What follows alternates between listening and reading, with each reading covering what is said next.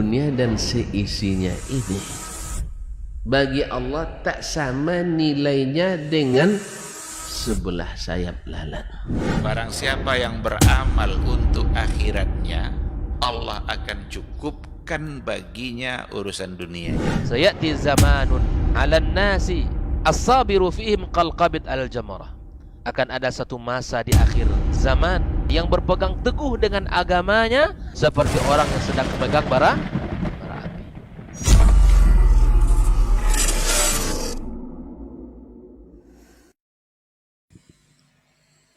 Baik. Bismillah. Assalamualaikum warahmatullahi wabarakatuh. Alhamdulillahirabbil alamin hamdan katsiran thayyiban mubarakan fih kama yuhibbu rabbuna wa yarda wa amma ba'd. 91,1 FM Radio Robani Merajut Ilmu dan Peradaban Generasi Robani dan pemirsa KMTV di manapun Anda berada dan bisa menyimak program kita untuk kesempatan pagi hari ini. Alhamdulillah, bersyukur kita kepada Allah, salawat dan salam kepada Rasulullah sallallahu alaihi wasallam. Untuk kesempatan pagi hari ini kita kembali dimudahkan untuk bertemu di program Diktat, Dialog Keilmuan Islam bersama Ustadz. Dan Alhamdulillah sudah bersama ketiga guru kita atau ketiga narasumber kita yang sudah berkesempatan hadir di studio. Taib, Generasi Robani dan pemirsa KMTV, untuk tidak memperpanjang mukadimah di kesempatan hari ini, sekedar informasi untuk antum, kita akan membahas sebuah tema yang kita beri judul antara guru dan hulu. Ini seperti apa dan bagaimana, nanti kita akan mendengarkan masing-masing penjelasan atau penjabaran dari masing-masing narasumber ataupun guru kita untuk kesempatan hari ini. Taib, untuk tidak memperpanjang mukadimah, kita sapa dulu beliau yang sudah hadir di studio. Ada guru kita Ustaz Dr. Dasman Yahya Ma'ali LCM Hafizahullah Ta'ala. Assalamualaikum Ustaz. Khair Ustaz. Alhamdulillah. Taib, barakallahu fiik Ustaz. Kemudian ada guru kita Ustaz Dr. Hidayatullah Ismail LCM Hafizahullah Ta'ala. Assalamualaikum Ustaz. Khair Ustaz ya. Hayakumullah Ustaz. Kemudian ada guru kita Ustaz Dr. Helmi Basri LCM Hafizahullah Ta'ala. Assalamualaikum Ustaz. Kabar baik Ustaz ya. Alhamdulillah. Barakallahu fiik Ustaz. Taib, Generasi Robani dan pemirsa KMTV, untuk tidak memperpanjang mukadimah, kita akan langsung saja kepada pembahasan. Untuk antum yang sudah menunggu dari pagi mungkin kesempatan hari ini, kita persilahkan kepada guru kita untuk pertama Dr. Dasman Yahya Ma'ali LCM Hafizahullah Ta'ala. Falyatafadhal mashkura Ustaz. Nah. Bismillahirrahmanirrahim. Assalamualaikum warahmatullahi wabarakatuh. Alhamdulillahilladzi arsala rasulahu bil huda wa dinil haqq liyudhhirahu 'ala ad-din kullih wa kafa billahi shahida. Asyhadu an la ilaha illallah wahdahu la syarika lah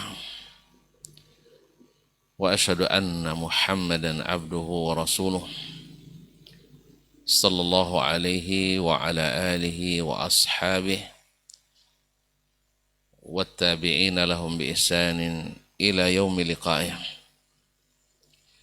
Ya ayyuhallazina amanu taqullaha haqqa tuqatih wa la tamutunna illa wa antum muslimun.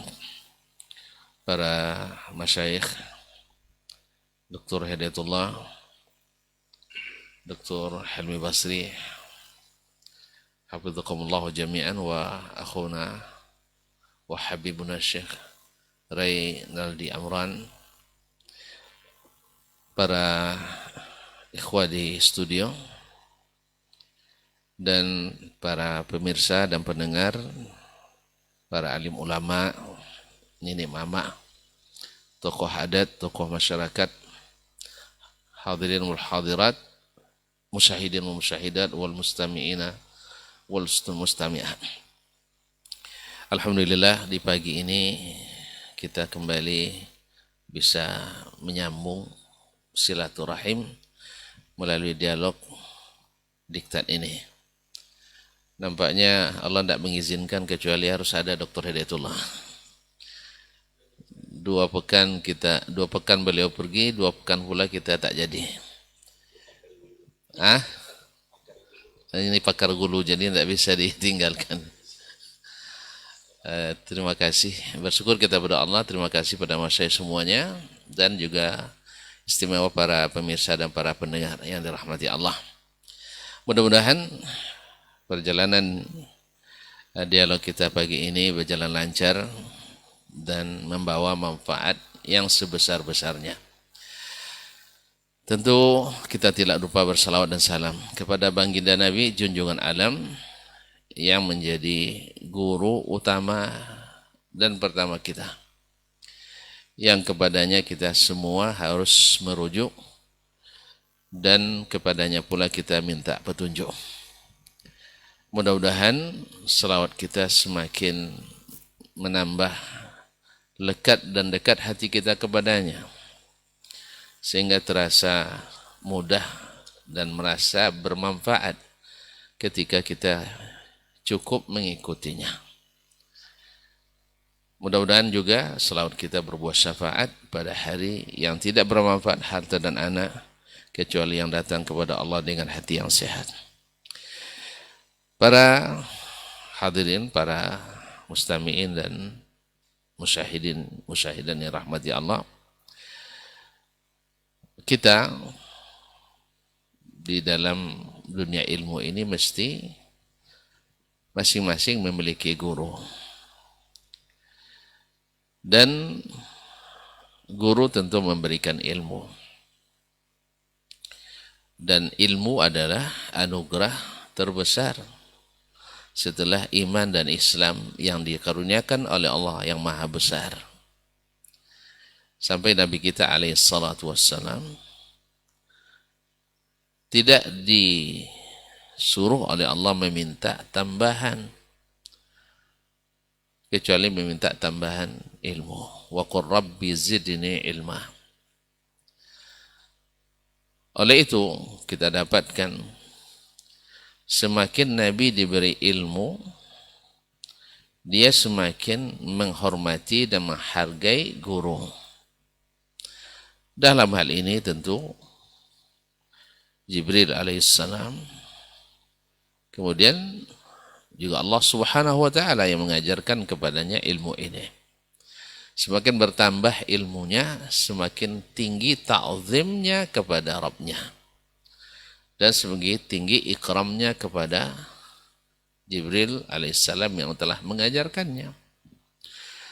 Sebagaimana beliau juga memberikan ikram kepada siapapun yang beliau mengambil manfaat daripadanya. Ini adalah sunnatullah fil kauni wa fil syara', memuliakan orang-orang yang memberikan kebaikan kepada kita. Apalagi yang diberi itu adalah al-ilm, suatu karunia yang besar. Sampai-sampai Allah menyebut seorang nabi, Yusha ibn Nun, yang karena dia berguru dan mengikuti Nabi Musa alaihissalam, disebut dengan wa idh qala Musa li fatah, ketika Musa berkata kepada fatah. Fatah dalam istilah bahasa Arab, salah satu itlaqatnya, salah satu pemakaiannya adalah disebut al-fatah hamba atau khadim atau pembantu. Itu yang diistinbat oleh Muhammad ibn Ali ibn al-Hasan al-Ulfui, salah seorang ulama hadis dan fikih. Imam Syu'batul Hajjaj mengatakan, man akhastu minhu hadithan fa ana lahu abdun.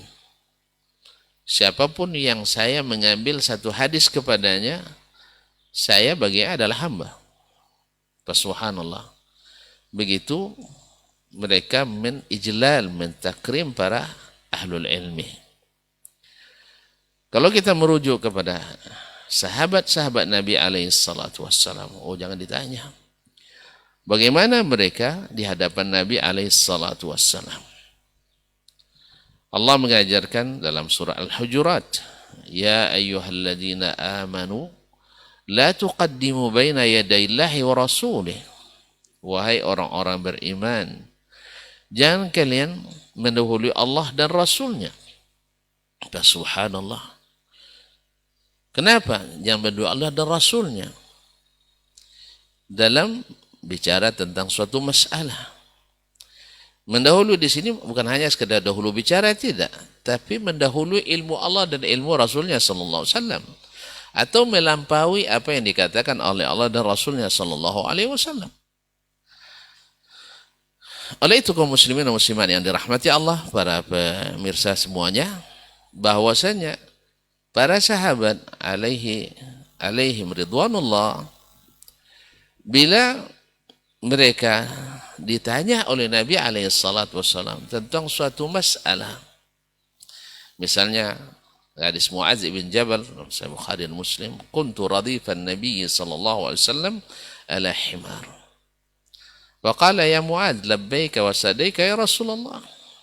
Wahai Mu'adz menjawab labbaika wa sadaika Rasulullah, dengan penuh senang dan saya menjawabmu ya Rasulullah. Qala, diulang lagi, ya Mu'adz labbaika wa sadaika ya Rasulullah. Ya Mu'adz labbaika wa sadaika ya Rasulullah. Qala inni uhibbuka, saya mencintai Mu'adz. Kemudian Nabi menanyakan, ata'lamu ma haqqullahi 'alal ibad wa ma haqqul ibadi 'ala Allah? Mu'adz seorang faqih, dia merupakan utusan pertama Nabi ke Yaman untuk mengajar ke ahlul Yaman al-Islam, Al-Quran dan ilm.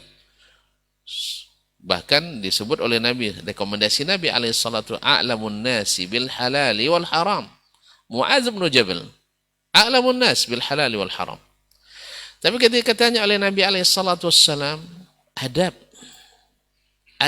di depan guru, dia bilang Allahu wa rasuluhu a'lam. Allahu wa rasuluhu a'lam.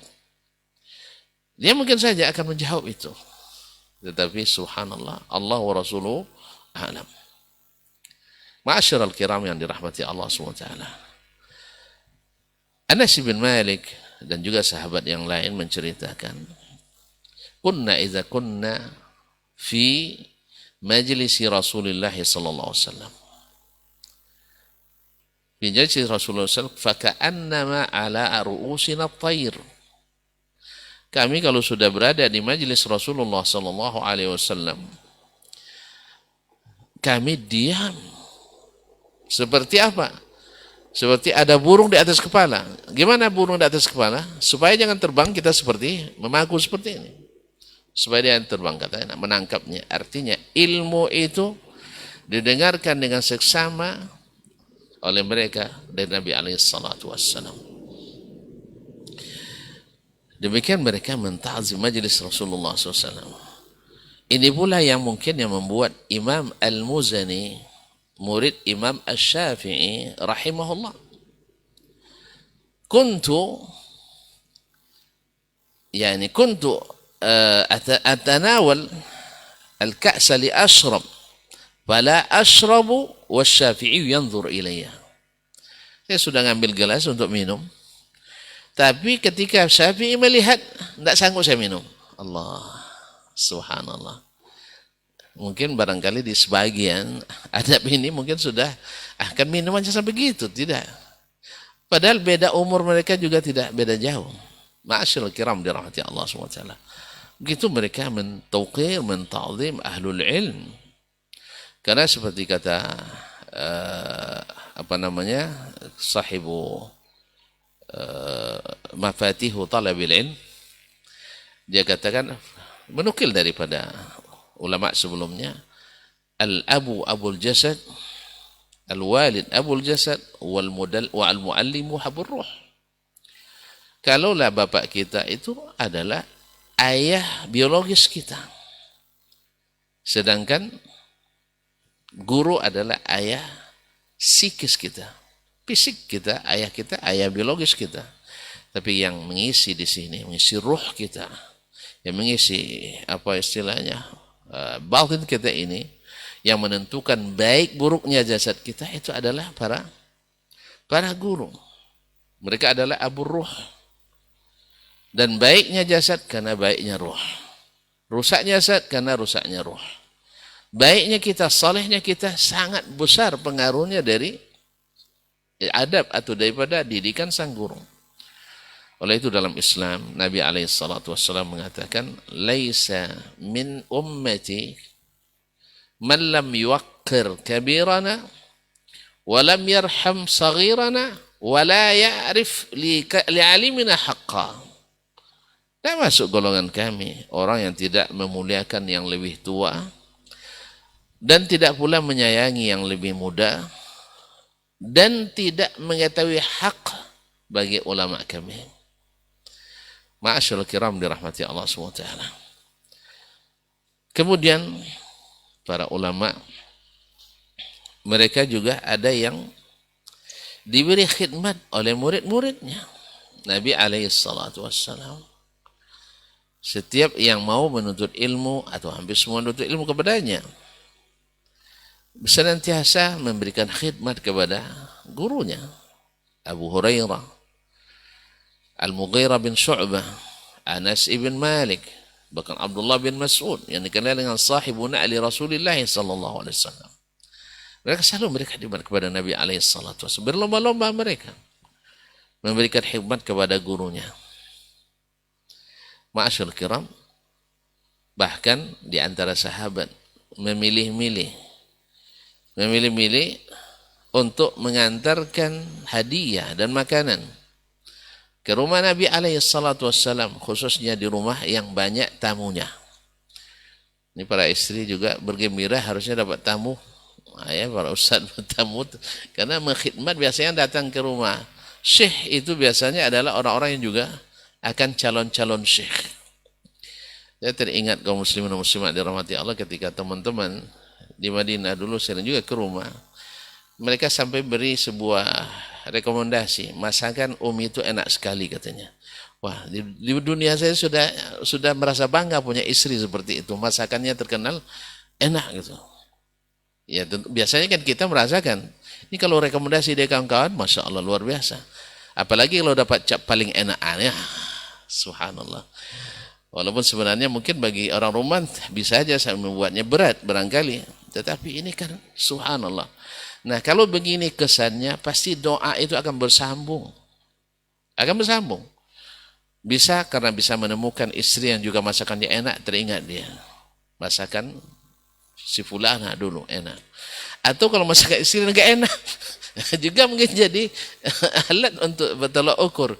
Ya, andainya saya dapat istri seperti si Ustaz dulu yang makanannya enak. Misalnya, kaum muslimin dan muslimat dirahmati Allah. Ya, sahabat mencari-cari untuk atau menunggu-nunggu istri Nabi SAW yang kalau Nabi sedang di situ gilirannya banyak tamunya. Kisah seorang istri Nabi SAW yang menepis piring madunya kan terkenal karena itu. Sampai istri yang lain pun ngantar juga. Tujuannya baik tapi ditanggapi karena cemburu, tanggapannya kurang baik. Allah musta'an. Tapi Nabi SAW tidak menjadikan itu karena dia paham karakter ibu-ibu. Memang tidak suka dekat oleh madu. Ma'asyarul kiram dirahmati Allah. Ini diantara adab-adab sampai mereka ketika mengkhitab, berbicara menggunakan redaksi kepada gurunya.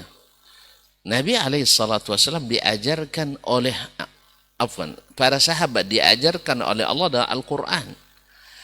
Allah sendiri memanggil Nabi dengan panggilan Ya ayyuhan Nabi lima tuharrimu ma harrama lima ahallallahu laka. Wahai Nabi, atau ya ayyuhar Rasul, wahai Rasul sallallahu alaihi wasallam bi abihi wa ummihi. Maka sahabat diajarkan bahwa tidak memanggil nama Nabi sallallahu alaihi wasallam, memanggil dengan ya Rasulullah. Ya Rasulullah, ya Nabi Allah. Begitulah selalu. Kita dapatkan pula para ulama kita ketika mereka belajar depan gurunya, ini bukan tulisan buku setelahnya, tidak. Karena tulisan buku setelahnya kan tidak mengkitab gurunya. Misalnya Al-Rabi' bin Sulaiman Al-Muradi dalam kitab Risalah yang diriwayatkannya, dia mengatakan qala Syafi'i. Ini sedang bukan berhadapan dengan Syafi'i. Tapi ketika berhadapan dengan Imam Syafi'i, dia akan mengatakan qala syekhuna, qala muallimuna, qala murabbina, hafizakallah wa ra'ak, dan seterusnya. Doa seperti ini. Ini yang juga perlu kita masyarakatkan ketika mengajar, baik di pesantren, di sekolah-sekolah. Yang kadang-kadang sebagian kita belum terbiasa membaca perkataan ulama, misalnya buku kitab Imam Ibnu Katsir dalam tafsir. Enak aja mengatakan qala Ibnu Katsir tanpa rahimahullah. Ya mungkin di dalam kitab tidak disebutkan, tapi ketika menerjemahkan berkata Imam Ibnu Katsir. Ada seorang profesor ketika ngajar di pasca sarjana di sebuah universitas Islam, jadi mahasiswanya yang S2, S3 itu selalu memanggilnya Prof. Nah gitu ya, Prof. Prof kan gelar kebesaran dari seorang guru di zaman ini. Antum kalau disebut Prof itu sanjungan, kecuali cuma itu lain hal, enggak, ini sanjungan. Ya Prof. Nah, dipanggil Prof itu sanjungan. Tapi mereka ketika menyebut imam, misalnya Al-Ghazali dipanggil berkata Ghazali, berkata Imam Asy-Syafi'i panggil Syafi'i, berkata Nawawi dan sebagainya. Akhirnya profesor ini agak kurang srek dia dengan kejadian ini. Kalian panggil saya dengan profesor.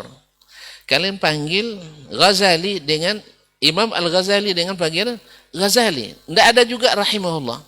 Karena kita kan mana ada rahimahullah di dalamnya. Wah, ini istimewanya orang Arab itu kaum muslimin. Ya, mereka ketika menulis ya surat biasa pun ada waffaqahullah, hafizahullah. Kalau surat resmi kita kayak jarang ya Ustaz ya. Salam aja jarang. Salam pula yang dibuat kadang sebagian. Allah musta'an. Jadi ini ada hafizahullah. Assalamualaikum warahmatullahi wabarakatuh. Ini indahnya memang bahasa Arab itu. Memang kadang-kadang dibawakan bahasa Indonesia kurang pas juga katanya, memperbanyak tinta katanya. Enggak. Sebenarnya itu adalah doa yang harus diselasukan. Dan masih banyak lagi ikhwan. Tetapi ingat, ada satu hal yang tidak boleh terjadi. Dan itu sejak zaman Nabi sudah diwanti-wanti. Mungkin masalah ini akan dibahas oleh guru kita, Tuan Guru kita Dr. Ayatullah mungkin, tentang walaupun kita wajib menta'zim ahlul ilmi, tapi tidak ada gulu di dalamnya. Dan ini banyak di zaman Nabi SAW. Mereka terkesan berlebihan, lalu Nabi ingatkan. Di antaranya adalah ketika ada yang mengatakan, Masya Allah wa syi'ta.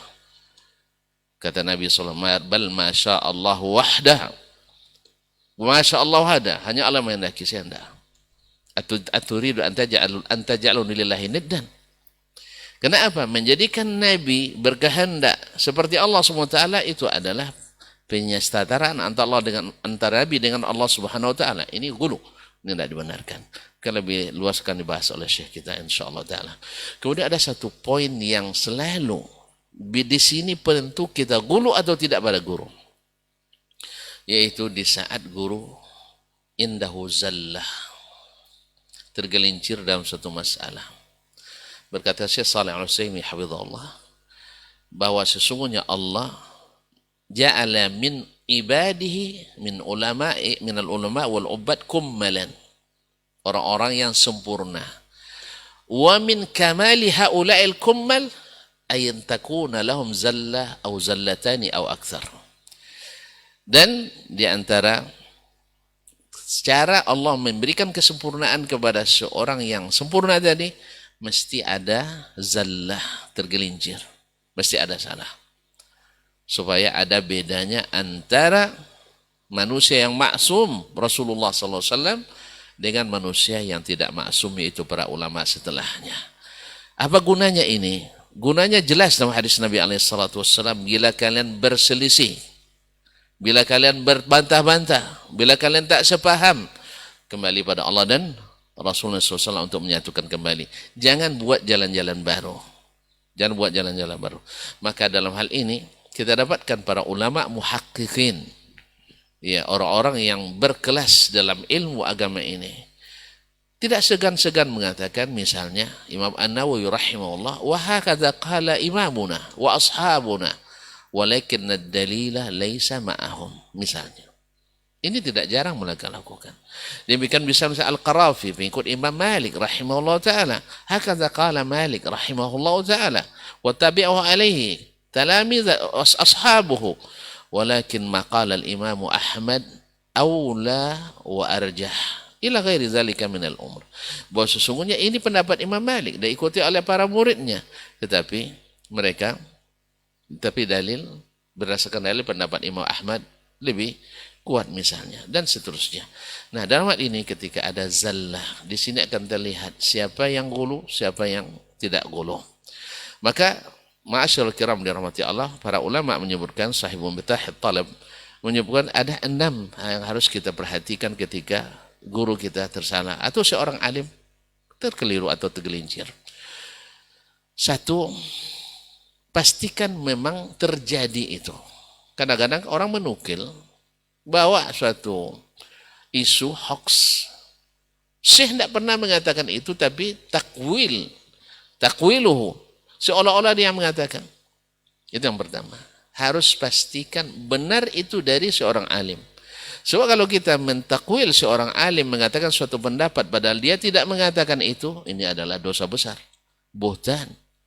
Kalaulah menisbatkan suatu perkataan buruk kepada seorang biasa, luar biasa dosanya, apalagi menisbatkan kepada ulama yang luar biasa dosanya. Yang kedua, pastikan itu memang salah. Ini memerlukan orang yang berilmu tentunya. Makanya sigar tulabil ilmi, apalagi yang baru 2 hari bertobat dan mengaji, jangan cari-cari kesalahan guru. Karena siapa yang cari-cari kesalahan guru, dia tidak terlalu payah mencari kesalahannya. Mencari-cari aib orang lain, tidak akan payah cari aibnya. Dia sendiri akan menunjukkan aibnya. Karena Nabi katakan, ya ma'syarul ladzina, ya ma'syara man amana bilisanihi wa lam yadkhul imanu qalbah, la tatatabba'u auratin nas. Fa inna man tatabba'a auratin nas tatabba'a Allahu auratahu walau kana fi qa'ri baitihi. Wahai orang yang mengatakan beriman dengan lisannya, belum masuk iman dalam atau hatinya, jangan cari-cari kelemahan orang, jangan cari-cari kelemahan manusia. Sebab siapa yang cari-cari kelemahan manusia, Allah nampakkan kelemahannya sekalipun dia lakukan di dalam rumahnya sendiri. Ma'asyiral kiram, para pendengar, para pemirsa yang dirahmati Allah SWT. Ini yang kedua, pastikan itu salah, dan ini sya'nul ulama. Dan ulama itu sudah merupakan tradisi dan merupakan sunnatullah. Seperti kata Imam Ahmad, kalau hakadha sara manhaju ahli ilmi ayyarudda ba'duhum ala ba'din. Seseorang, itu sudah biasa di kalangan ahli ilmi, membetulkan kesalahan orang yang lain. Nah, pastikan itu salah. Yang ketiga, iltimasul uzri lahu. Iltimas al-uzr lahu, yaitu carikan dia uzur. Mungkin kita katakan, kata Imam Umar Khattab, cari 70 alasan yang membolehkan dia mengatakan itu, sehingga kita tidak menjadikan sesuatu yang sangat besar sekali. Masa dia dalam 3.000 masalah dia bahas, salah 3, di antum tidak lulus dia. Ini yang masalah hari ini, ikhwan kaum muslimin, gulu juga dalam masalah ini kadang, yaitu salah gurunya 2 masalah, ya 2 masalah, lalu menjadikannya keluar dari manhaj ahli sunnah, seperti keluar dari Islam sama sekali. Tidak. Jadi oleh itu ikhwani fillah, carikan alasan, sehingga dengan demikian nanti masuk kita pada yang keempat atau yang keenam, dan sebenarnya disebutkan oleh Syekh adalah menjaga haknya untuk tetap dihormati. Ini kalau sudah salah sekali tidak dihormati lagi, padahal subhanallah dia mengenal ilmu ini, bersemangat untuk ilmu karena bertemu dengan syekh ini. Lalu salah syekhnya satu masalah, beda dengan syekh yang lain, dia pindah syekh seolah-olah ini tidak ada jasanya sama sekali. Ini gulu, walaupun dianggap sebagai tidak gulu. Ini adalah termasuk gulu kaum muslimin dan muslimat dirahmati Allah. Yang kelima, ada mutibai ala khata'i, yaitu kalau dia salah, wajib kita tinggalkan. Sebab nanti dia berlepas diri dari kita. Irtabarra alladhina tubi'u min alladhina taba'u wa barazu lillahi jami'an faqala ad-du'afa'u lilladhina istakbaru inna kunna lakum taba'an, sampai akhir ayat. Mereka berlepas diri, kita biasa masing-masing nanti. Kalau sudah nyata salahnya, kalau kita tidak tinggalkan berarti kita gulu.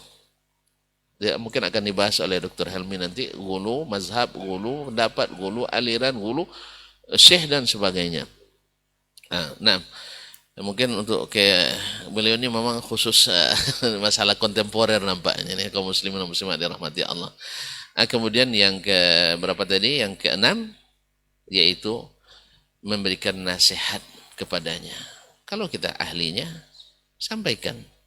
Ya, sampaikan nasihat kepadanya. Tentu saja nasihat seperti kata Syekh Shalih Utsaimin, kata Imam Ibnu Hazm rahimahullah taala, bi idrakus shawab wa mura'atil adab.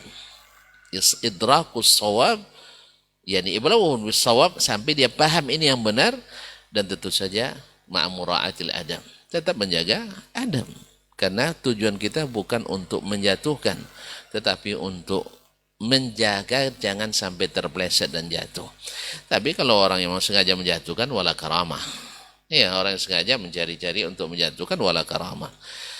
Dan dalam hal ini kaum muslimin muslimat yang dirahmati Allah, mungkin akan dibahas lebih mendalam oleh dua syekh kita.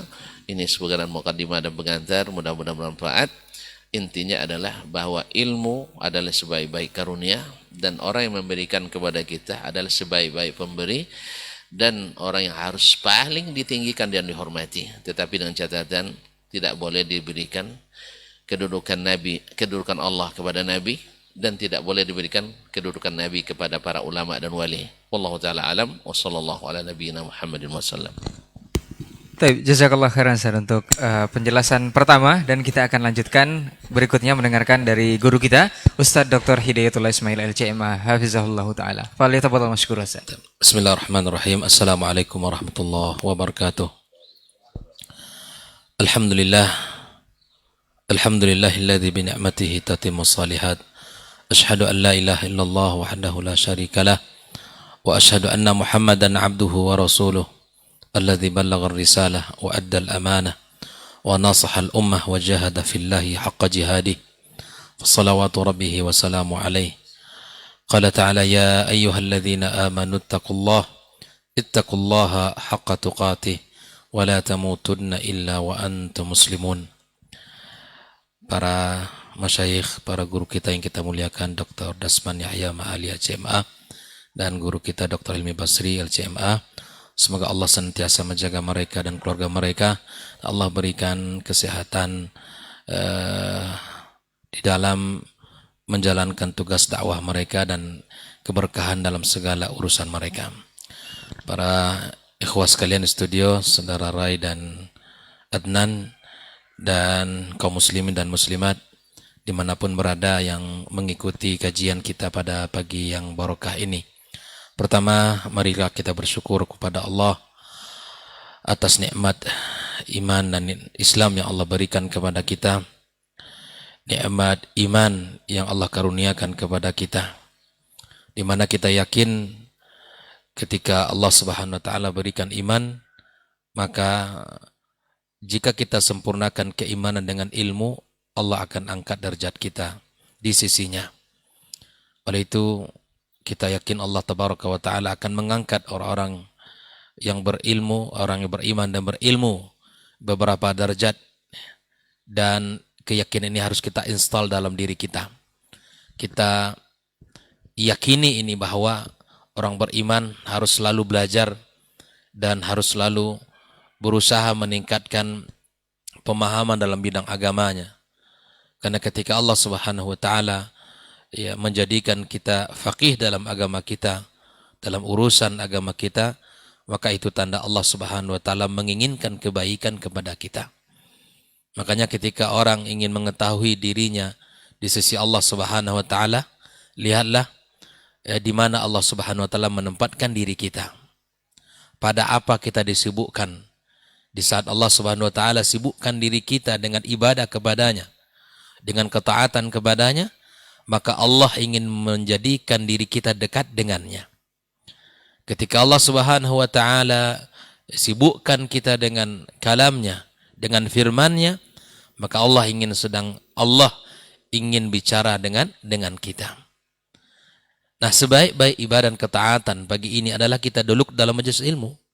Kita belajar, kita tafakuh dalam urusan agama kita. Dan itu adalah kebaikan yang wajib untuk kita syukuri kepada Allah Subhanahu wa Ta'ala.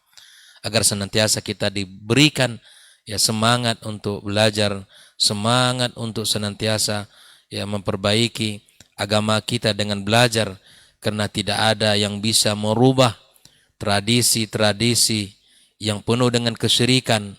Ya, tidak ada yang bisa merubah ya kejahilan kita dalam urusan agama kita, melainkan dengan belajar ilmu agama, belajar tentang Al-Quranul Karim, belajar tentang hadis-hadis Rasulullah sallallahu alaihi wasallam, dan kita pahami dengan pemahaman para as-salafus salih, dan kita amalkan seperti mana mereka semangat dalam mengamalkan agama ini. Kemudian kita ucapkan salat dan salam untuk Nabi besar Muhammad alaihi salatu wassalam. Kemudian kita juga berharap salat dan salam tersambung kepada keluarga beliau, anak keturunannya, kemudian para sahabat yang telah berjuang bersama Rasulullah sallallahu alaihi wasallam, yang telah mengorbankan harta dan jiwa mereka demi ya tegaknya agama Allah tabaraka wa taala, dan kepada siapapun dari umat Muhammad alaihi salatu wassalam yang senantiasa istiqamah dan mengikuti mereka dengan cara yang baik dan benar sampai hari kiamat kelak. Mudah-mudahan kita termasuk dari orang-orang yang mengikuti ajaran Rasulullah sallallahu alaihi wasallam dan mengikuti dengan cara yang baik sampai hari kiamat kelak. Semoga Allah kumpulkan kita bersamanya di hari kiamat kelak, dan semoga Allah tabaraka wa taala berikan kepada kita kesempatan untuk mendapatkan syafaatnya dari baginda kita alaihi salatu wassalam.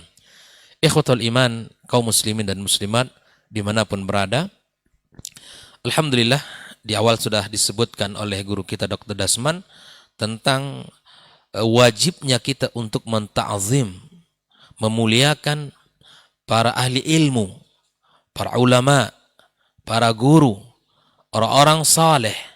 Namun ada satu batasan yang wajib untuk kita pahami juga. Menghargai ulama, memuliakan para guru, memuliakan orang saleh, orang berilmu adalah sebuah kewajiban. Namun kita tidak boleh melampaui batas. Dan inilah yang disebut dengan al-ghulu. Ya, tidak boleh kita ghulu kepada mereka.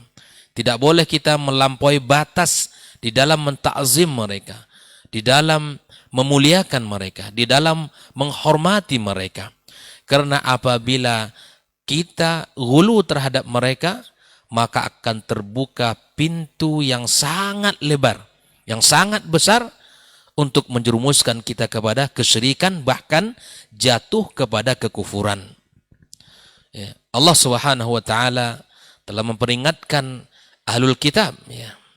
Ya ahlal kitab la taghlu fi dinikum. Ya. Allah Subhanahu wa taala memperingatkan ahlul kitab. Walaupun ayat ini tertuju kepada mereka ahlul kitab, ya, al-Yahud wan Nasara, ya. Mereka diingatkan oleh Allah Subhanahu wa taala, ya, agar tidak boleh, ya, tidak melampaui batas di dalam urusan agama kita. Dalam urusan ya menta'zim, mengagungkan, baik dengan keyakinan ataupun dengan ucapan dan perbuatan. Maka kita harus memahami ini, dan kita harus memahami bagaimana larangan Allah Subhanahu wa taala ini. Walaupun tertuju kepada Alkitab, namun larangan ini juga tertuju kepada umat Muhammad sallallahu alaihi wasallam. Nah, kalau kita lihat di dalam sejarah, di dalam Al-Quranul Karim, apa yang menjadikan sebab awalnya kesyirikan, penyimpangan yang terjadi pada kaum Nabi Nuh alaihissalam adalah sikap ghulu mereka terhadap orang-orang soleh mereka. Sikap ghulu mereka terhadap orang-orang soleh mereka. Ibnu Abbas menceritakan bahwa ya awalnya setelah ya meninggalnya para orang-orang saleh, para ulama yang mengamalkan ilmu mereka, kemudian beribadah kepada Allah Subhanahu wa taala, setelah mereka meninggal dunia, kemudian syaitan datang membisikkan kepada ya pengikut-pengikutnya, kepada murid-muridnya agar dibuatkan patung mereka, gambar mereka, kemudian diletakkan di tempat di mana mereka dahulu mengajar ilmu-ilmu tersebut. Ini awal kesyirikan. Ini awal kehancuran dan kebinasaannya. Setelah generasi itu hilang, setelah generasi itu habis, kemudian ilmu dilupakan. Ilmu tidak lagi menjadi nilai yang mahal dan berharga. Ilmu tidak menjadi kecintaan orang-orang di masanya. Orang-orang alimnya sudah meninggal dunia, generasi-generasi yang menjadi murid setelahnya meninggal dunia, ilmu telah dilupakan, maka datang generasi berikutnya. Kemudian apa yang terjadi, ikhwah fillah rahimakumullah, ya, gambar patung-patung yang mereka buat seperti gambar guru-guru mereka, seperti ya wajah-wajah guru-guru mereka, lalu kemudian akhirnya mereka sembah akhirnya patung-patung tersebut. Inilah salah satu contoh sikap ghulu yang berlebih-lebihan. Kita boleh mentakzim ya para ulama, itu wajib. Karena mencintai mereka bagian daripada ya agama ini, mencintai ahli ilmu, mencintai para orang saleh. Ikhwah fillah rahimakumullah. Namun kita harus memiliki batasan-batasan. Ya, kita menghargai guru-guru kita, tidak kita jongkok dari 100 meter menghadapi mereka, tidak. Kita tidak merangkak menghadap mereka, tidak. Ya, kita tidak juga menginginkan ya bahwa bahkan ada kobokan ya itu diminum dan seterusnya ngalap barakah, dan ya ini tidaklah bagian yang pantas untuk kita ajarkan. Kita tidak pernah mengajarkan, dan para ulama as-salaf ya para ulama as-salaf juga tidak mengajarkan bab-bab seperti ini. Nah, mentakzimkan para ulama sekali lagi adalah sebuah kewajiban, namun ada batasan yang mesti kita pahami, seperti mana pesan Allah dalam Al-Quranul Karim, dan sebagaimana contoh-contoh ya kaum Nuh alaihissalam, ya kesyirikan yang mereka lakukan, penyimpangan yang terjadi pada kaum Nabi Nuh alaihissalam, salah satu sebab utamanya adalah al-ghulu fis salihin, dan ghulu mereka terhadap orang-orang saleh. Ikhwani wa akhwati fi din rahimakumullah. Rasulullah sallallahu alaihi wasallam telah mengingatkan kita secara khusus umat ini. Iyyakum wal ghulu fid din. Jauhkan oleh kalian ghulu dalam urusan agama. Fa innama ahlaka man kana qablakum al-ghulu fid din.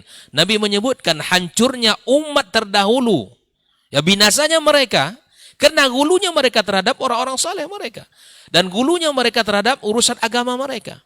Nabi mengingatkan kita tentang al-wasatiyah. Ya, kita mesti berusaha menjadi orang ya dalam akidah, dalam muamalah, dalam keyakinan. Antara orang Murji'ah dengan orang Khawarij kita berbeda. Ya. Dan kita memiliki al-wasat. Ketika Al-Quran dan Sunnah Nabi SAW dipakai, dipahami dengan cara yang benar, insya Allah akan melahirkan seorang Muslim yang al-wasati. Ya, seorang Muslim al-wasati. Karena hancurnya agama ini dua sikap. Al-ghulu berlebihan, ya, kemudian kita taksir, kita tidak mau melakukannya. Maka Islam berada di tengah-tengahnya. Ahlus sunnati wal jamaah berada di tengah-tengahnya. Ya, ketika kita beribadah kepada Allah Subhanahu wa taala misalnya, ya kita hanya yang memiliki yang besar dalam harapan kita raja saja, nanti jatuh kepada orang Murji'ah. Ya, dia tidak takut nanti ya atas azab Allah Subhanahu wa taala. Yang besar hanya harapan Allah Maha Rahman, Allah Maha Ghaffar, Allah Maha Rahim, ya. Yang ingatnya adalah rahmannya Allah, rahimnya Allah, ya ghufrannya Allah yang diingat. Nah, ketika di dalam terus melakukan dosa, sudah terlanjur berdosa, ya udah berdosa aja terus gitu kan. Nah, kita ini umat yang penuh dengan khilaf dan salah. Sebagaimana bahwa iman ini adalah yazid wa yankus. Kita yakini itu.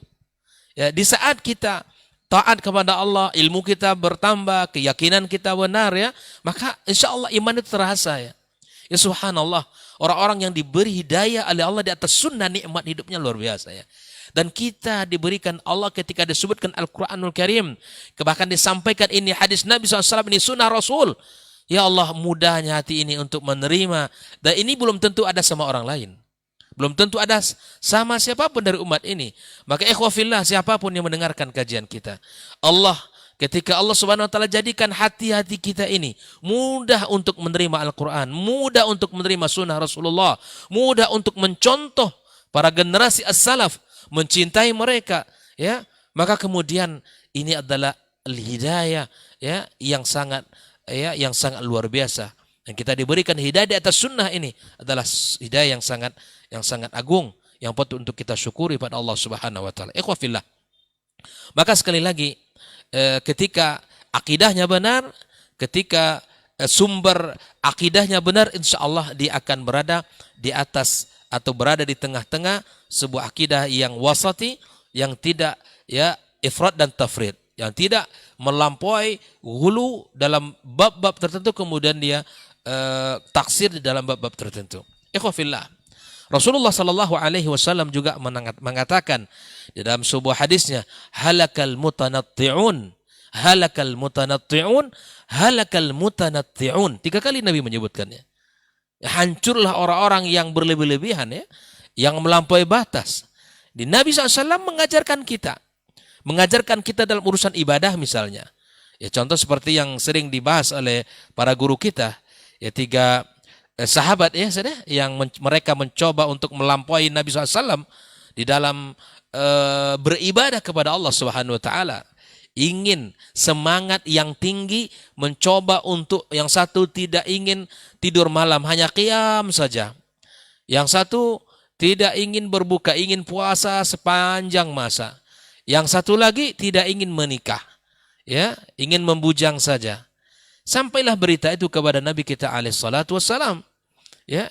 Dan Nabi mengatakan dialah orang yang paling bertakwa kepada Allah, dialah orang yang paling ya beriman kepada Allah, yang paling takut kepada Allah Subhanahu wa taala. Kata Nabi alaihi salatu wassalam, saya bangun ya, kemudian saya tidur, saya makan dan saya berpuasa. Dan saya menikah dan punya anak dan keturunan. Ikhwafillah, inilah al-wasat yang diajarkan oleh Nabi kita alaihi salatu wassalam di dalam urusan beragama kita. Makanya tidak ada orang yang berlebihan dalam urusan agama kecuali dia akan kalah. Tidak akan mungkin, tidak akan istiqamah. Ya, maka di dalam menyikapi bab ghulu yang kita bahas antara ghulu dan guru, maka menta'zim, mengagungkan para ulama, para guru adalah sebuah kemuliaan, ya, kewajiban. Namun kita wajib membatasi diri, tidak melebihi daripada batasan syariat agama yang mulia ini. Apa yang diajarkan oleh agama kita taati, dan apa yang disampaikan kita jalani. Tidak boleh kita melampaui batas. Bahkan Nabi kita alaihi salatu wassalam saja yang melarang umatnya untuk memuji-mujinya berlebih-lebihan. Bayangkan, Nabi kita, ya, kekasih kita, pilihan Allah, ya, Sayyidul Anbiya wal Mursalin gelarnya. Ya kan? Sayyidul Anbiya wal Mursalin. Ya, subhanallah. Nabi SAW di dalam memagar tauhid ini, di dalam memagar agama yang hanif ini, apa kata Nabi SAW? La tutruni kama atratin nasara Isa bin Maryam. Jangan kalian memujiku berlebih-lebihan. Jangan, ya, sebagaimana ya mereka ya memuji Isa bin Maryam, ya. Orang-orang Nasrani memuji Isa bin Maryam berlebih-lebihan. Dulu mereka generasi awalnya mereka subhanallah meyakini Isa adalah Nabi Allah. Tapi kemudian generasi itu hilang. Kalau kita sebut adalah al-hawariyin, mereka ya awalnya mereka meyakini Isa, tapi kemudian setelah itu apa? Memposisikan Isa alaihissalam ibnullah. Memposisikan melebihi, bahkan menempatkan Isa pada posisi ya ketuhanan. Ya, yang Tuhan itu dia. Begitulah semakin jauhnya generasi ini dari ilmu, dari ulama, maka kemudian akan bergeserlah ya agama yang benar itu.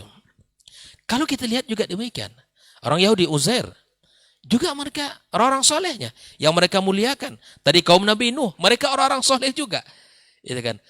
Cobalah lihat agama-agama ardi misalnya. Agama Samawi sudah kita sebutkan, Yahudi Nasrani, agama-agama ardi, agama Buddha misalnya, agama apa saja yang mereka sembah pada akhirnya, kisah mereka itu orang-orang soleh di zamannya. Kisah-kisah orang soleh yang kemudian karena hulu di dalam menempatkan ya posisi mereka berlebih-lebihan, maka disitulah nanti pada ujungnya ya kita akan menyimpang dalam agama kita, jatuh kepada kesyirikan, jatuh bahkan kepada kekufuran. Inilah akibat buruk daripada al-ghulu fi shalihin. Kemudian kita terjerumus kepada kesyirikan, ya terjerumus kepada kekufuran wal iyadu billah. Ikhwani wa akhwati fiddin, hafizakumullah wa ra'akum. Rasulullah SAW melarang dirinya agar dipuji-puji. Ya maka Nabi mengatakan fa inna ma ana abdullah, ya fa inna ma ana abdun faqulu abdullah wa rasuluh. Saya ini adalah hamba, maka katakanlah hamba Allah dan Rasul, cukup. Itu sudah cukup bagi Nabi kita sallallahu alaihi wasallam untuk dikatakan hal itu. Jelas ya? Jadi Nabi saja membatasi, memagar ya maqam tauhid ini agar tidak jatuh kepada kesyirikan. Bahkan dia mengatakan jangan kalian puji saya berlebih-lebihan seperti mana orang Nasrani memuji Isa bin Maryam berlebih-lebihan dan pada akhirnya ya jatuh kepada kesyirikan. Maka ikhwafillah rahimakumullah, di dalam agama kita beberapa hal yang mesti kita hindari terhadap orang-orang saleh.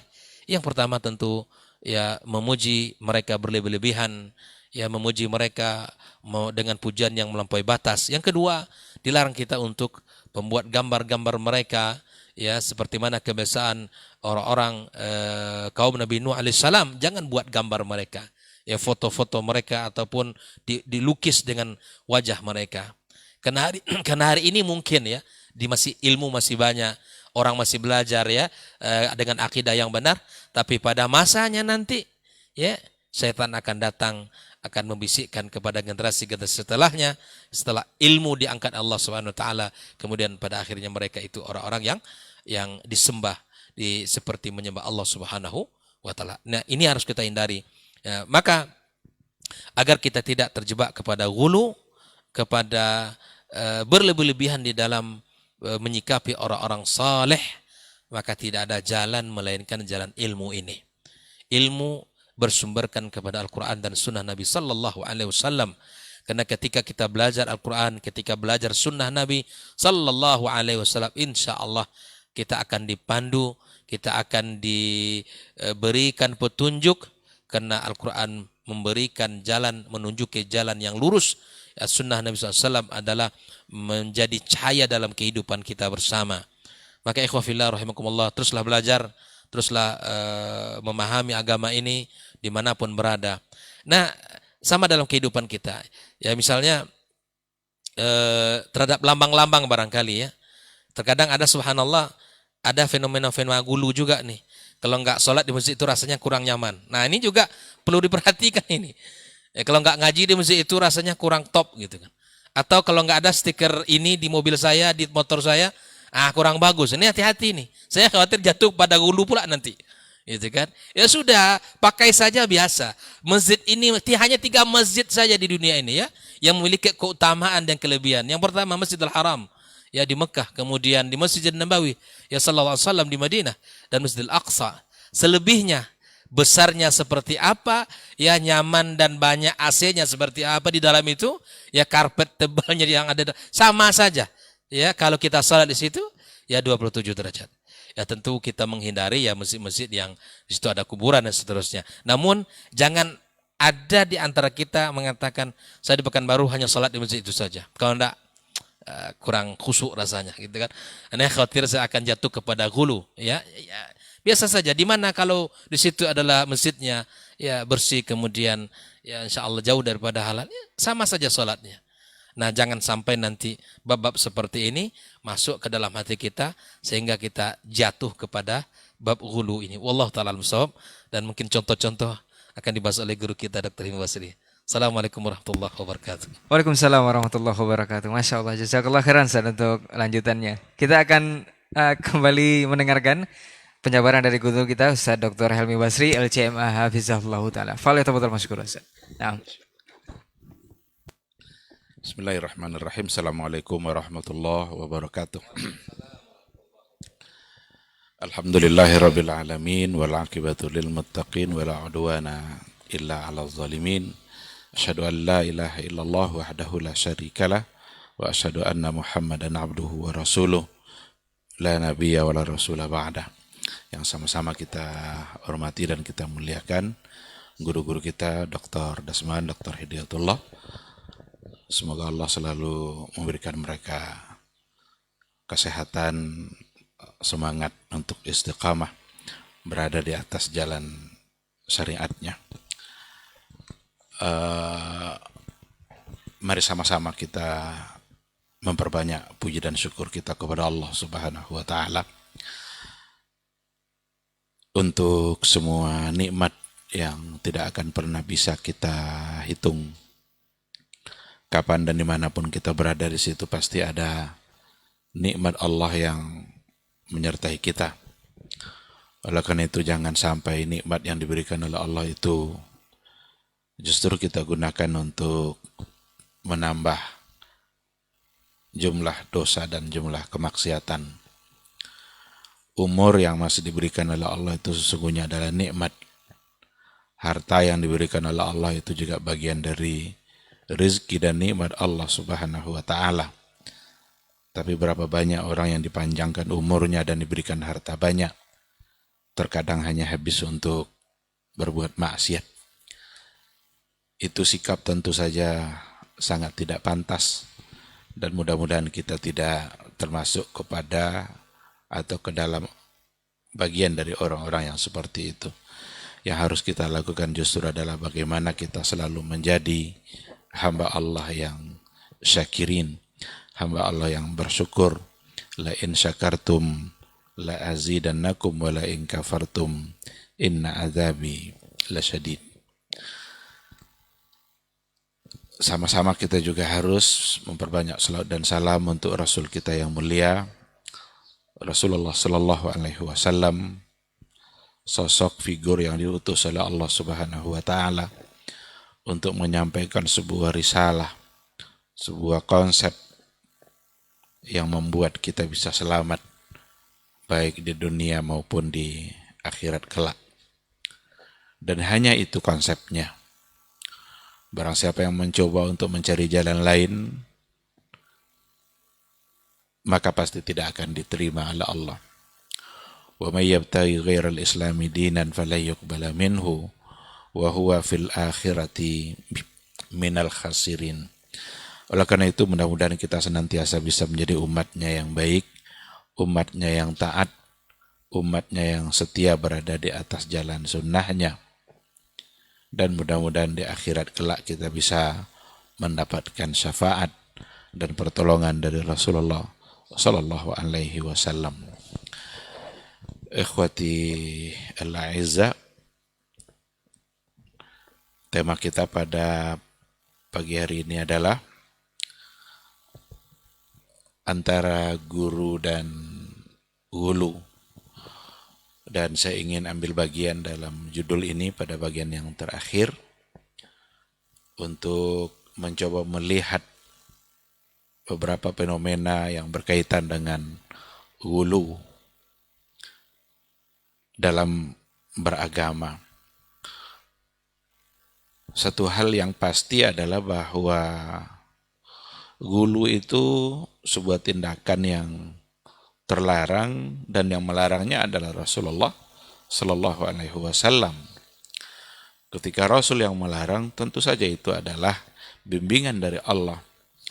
Oleh karena itu larangan hulu itu kita bisa temukan dalam Al-Quran dan juga bisa kita temukan dalam hadis-hadis Rasulullah Sallallahu Alaihi Wasallam. Salah satunya umpamanya dikatakan, ya ahlal kitab, la taghlu fi dinikum. Hai ahlul kitab, janganlah kalian gulu dalam agama kalian. Ahlul kitab itu adalah al-Yahud wan Nasara. Dan ketika dikatakan ya ahlul kitab, berarti mereka diajak, dipanggil untuk tidak gulu. Ketika diajak untuk tidak gulu, berarti mereka sudah melakukan gulu sebelumnya. Orang-orang Nasrani gulu kepada Nabi Isa, yang tidak lagi sekedar menempatkan Isa sebagai Rasul Allah, tetapi mereka sudah memberikan unsur-unsur ketuhanan kepada Nabi Isa, bahkan dikatakan pula dia bagian dari ilah yang disembah. Orang-orang Yahudi, mereka gulu pula terhadap Uzair. Dan Uzair itu adalah seorang yang alim, yang memang menguasai Taurat, yang diturunkan kepada Nabi Musa, dimatikan selama 100 tahun, lalu kemudian dihidupkan kembali setelah 100 tahun mati. Nggak hilang itu hafalan Uzair itu terhadap Taurat. Nah, ketika dia memiliki kelebihan seperti itu, disitulah datangnya gulu itu. Disitulah datangnya dugaan-dugaan yang menyimpang, yang mengacu membawa kepada kesyirikan. Sampai pada akhirnya mereka mengatakan bahwa Uzair itu adalah anak Allah. Dan gulu itu biasanya memang kepada orang-orang yang punya kelebihan. Orang-orang yang punya sesuatu yang dapat dibangga-banggakan, dilebih-lebihkan. Yang salah satu orang yang biasa untuk digulukan itu adalah guru. Guru dalam artian luas. Tidak saja maksudnya guru di kelas, tapi guru dalam artian luas. Rasul itu adalah guru. Rasul adalah muallimul awwal. Kiai yang menjadi panutan masyarakat itu adalah gulu. Uzair bagi orang Yahudi itu sesungguhnya adalah gulu. Jadi biasanya sikap gulu itu muncul pasti untuk sesuatu yang di situ ada kelebihan.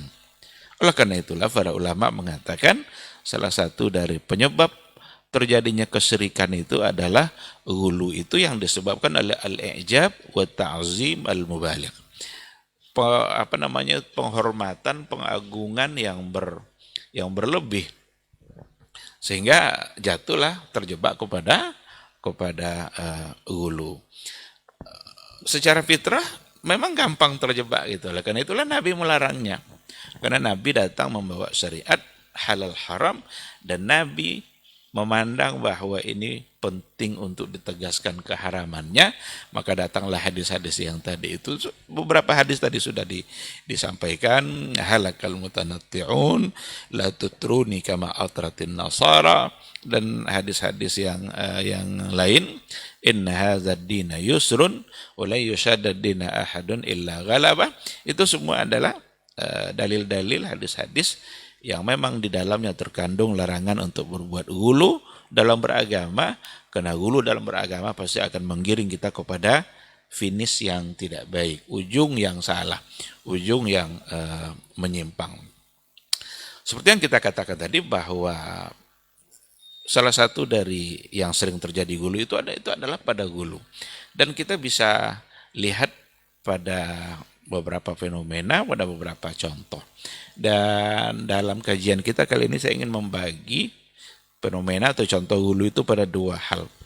Pertama, gulu dalam tindakan, gulu dalam sikap. Sikap itu nanti ya bisa dalam ibadah, bisa dalam penghormatan terhadap seseorang.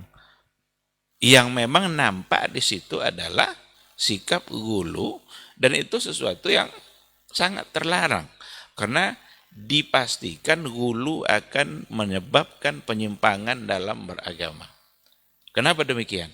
Karena seseorang dalam melakukan sesuatu tidak lagi mengembalikannya kepada apa yang datang dari Rasul Shallallahu Alaihi Wasallam, tapi mengembalikannya kepada apa yang datang dari gurunya.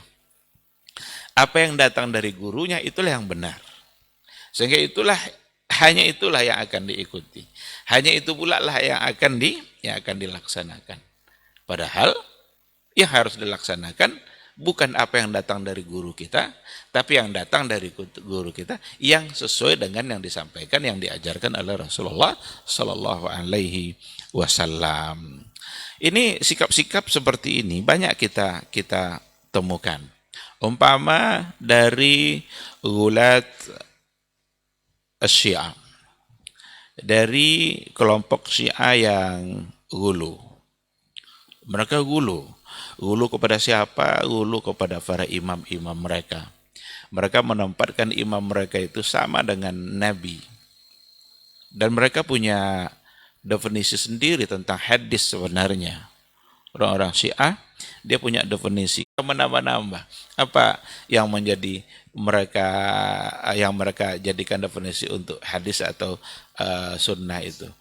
Bukan ilan Nabi, tapi ma udhifa ila ma'sum min ma'sum. Sesuatu yang disandarkan kepada yang ma'sum. Dan yang mereka maksud dengan ma'sum di sini bukan hanya Rasulullah Sallallahu Alaihi Wasallam, tetapi juga imam-imam mereka yang itu adalah dianggap sebagai keturunan-keturunan Nabi mereka, yang mereka juga anggap itu maksum, dan apa yang datang dari para imam itu mereka sejajarkan dengan yang datang dari Nabi sallallahu alaihi wasallam. Kalau apa yang diucapkan oleh Rasul itu adalah hadis yang muttaba, yang diikuti, jadikan panduan dalam kehidupan. Begitu juga yang diucapkan oleh para imam mereka. Itu juga sama kedudukannya dengan hadis.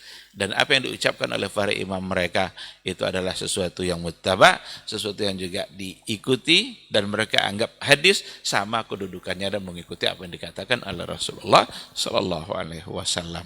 Dari definisi ini saja, ini sebenarnya sangat nampak sekali gulu mereka ketika mereka menempatkan orang selain daripada Rasulullah sallallahu alaihi wasallam itu punya kedudukan yang sama kemaksumannya, sehingga kata-katanya, perbuatannya itu bisa dijadikan landasan hukum, bisa dijadikan landasan berpijak untuk mengamalkan sesuatu.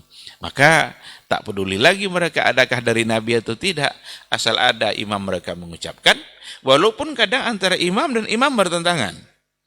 Oleh karena itu kebohongan yang paling banyak dalam aliran itu ada pada Syiah. Karena bisa saja antara imam ini bertentangan dengan satu imam yang lain. Tidak peduli mereka, yang penting ada imamnya yang mengatakannya. Dan itu pasti benar. Walaupun bertentangan. Ini saja itu sudah sangat hulu. Padahal kebenaran sesuatu tidak dilihat dari siapa orangnya, tetapi kebenaran itu dilihat dari apakah sesuai dengan yang ada dalam Al-Quran atau yang ada dalam hadis Rasulullah sallallahu alaihi wasallam. Dan kebenaran itu tidak ditentukan oleh keturunan Nabi atau tidak. Fenomena ini juga yang kadang dapat kita lihat menyebar di berbagai wilayah, termasuk di Indonesia. Ulu atau penghormatan yang berlebih-lebihan terhadap orang-orang yang dianggap sebagai keturunan Nabi, yang biasa disebut dengan Habib dan lain sebagainya. Habib atau tidak Habib berhak untuk mulia di sisi Allah Subhanahu wa taala. Orang-orang yang walaupun disebut Habib, tapi kalau perilakunya tidak sesuai dengan Quran dan Sunnah, atau apa yang dilakukannya justru bertentangan dengan yang diperintahkan oleh Rasulullah sallallahu alaihi wasallam, maka nasabnya itu tidak akan mempercepat dia untuk menuju surganya Allah Subhanahu wa taala. Karena yang jadi patokan bukanlah nasab.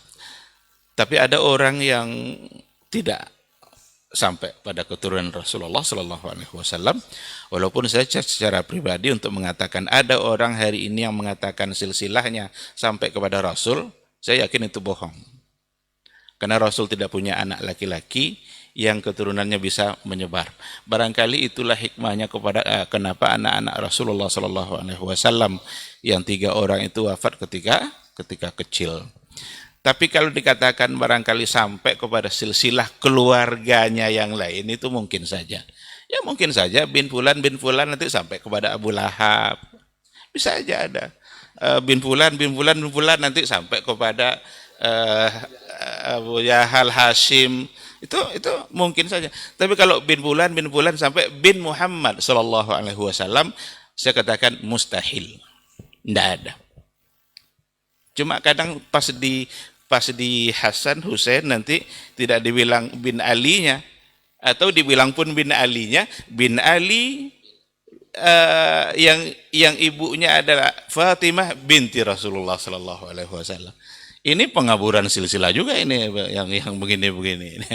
Dan hulu juga itu. Oleh karena itu fenomena ini ada nampaknya. Kalau sudah disebut sebagai Habib, itu seolah-olah itu sudah calon surga saja. Kita berdoa mudah-mudahan dia dan kita masuk surga. Tapi sikap menganggap bahwa kalau sudah Habib itu pasti benar dan calon surga, pasti masuk surga, itu tidak ada alasan untuk mengatakan seperti itu. Dan itu berarti mengikuti sikap-sikap orang Syiah yang memang hulu kepada orang-orang dianggap sebagai keturunan Rasulullah sallallahu alaihi wasallam, bahkan menempatkan imam-imam itu sama dengan sama dengan Rasul. Hal yang lain juga dapat kita lihat seperti gulatul mutasawwifah, orang-orang sufi yang gulu, orang-orang sufi yang bersifat gulu, dan itu juga dalam fakta sejarah itu kita bisa melihatnya, bisa kita tengok gitu, dan bisa kita baca pada literatur yang ada, pada buku-buku yang ada, bagaimana mereka bersikap gulu terhadap wali-wali mereka, orang-orang dianggap sebagai wali Allah. Dan mereka memaknai wali Allah itu dengan artian sempit. Seolah-olah wali Allah itu hanya terfokus pada orang-orang tertentu saja. Padahal wali Allah itu adalah allazina amanu, orang-orang beriman kepada Allah Subhanahu wa taala. Itu yang disebut sebagai wali-wali dari Allah Subhanahu wa taala. Wali Allah itu orang yang menjadikan Allah sebagai tumpuan dalam hidupnya. Siapa saja orangnya, berarti itu adalah wali dari Allah sendiri. Nah, sekarang dipersempit kadang makna aulia Allah itu. Wali Allah itu hanya pada orang-orang tertentu saja. Orang-orang yang punya karamah, bisa terbang, tidak bisa ditusuk oleh pisau dan lain sebagainya.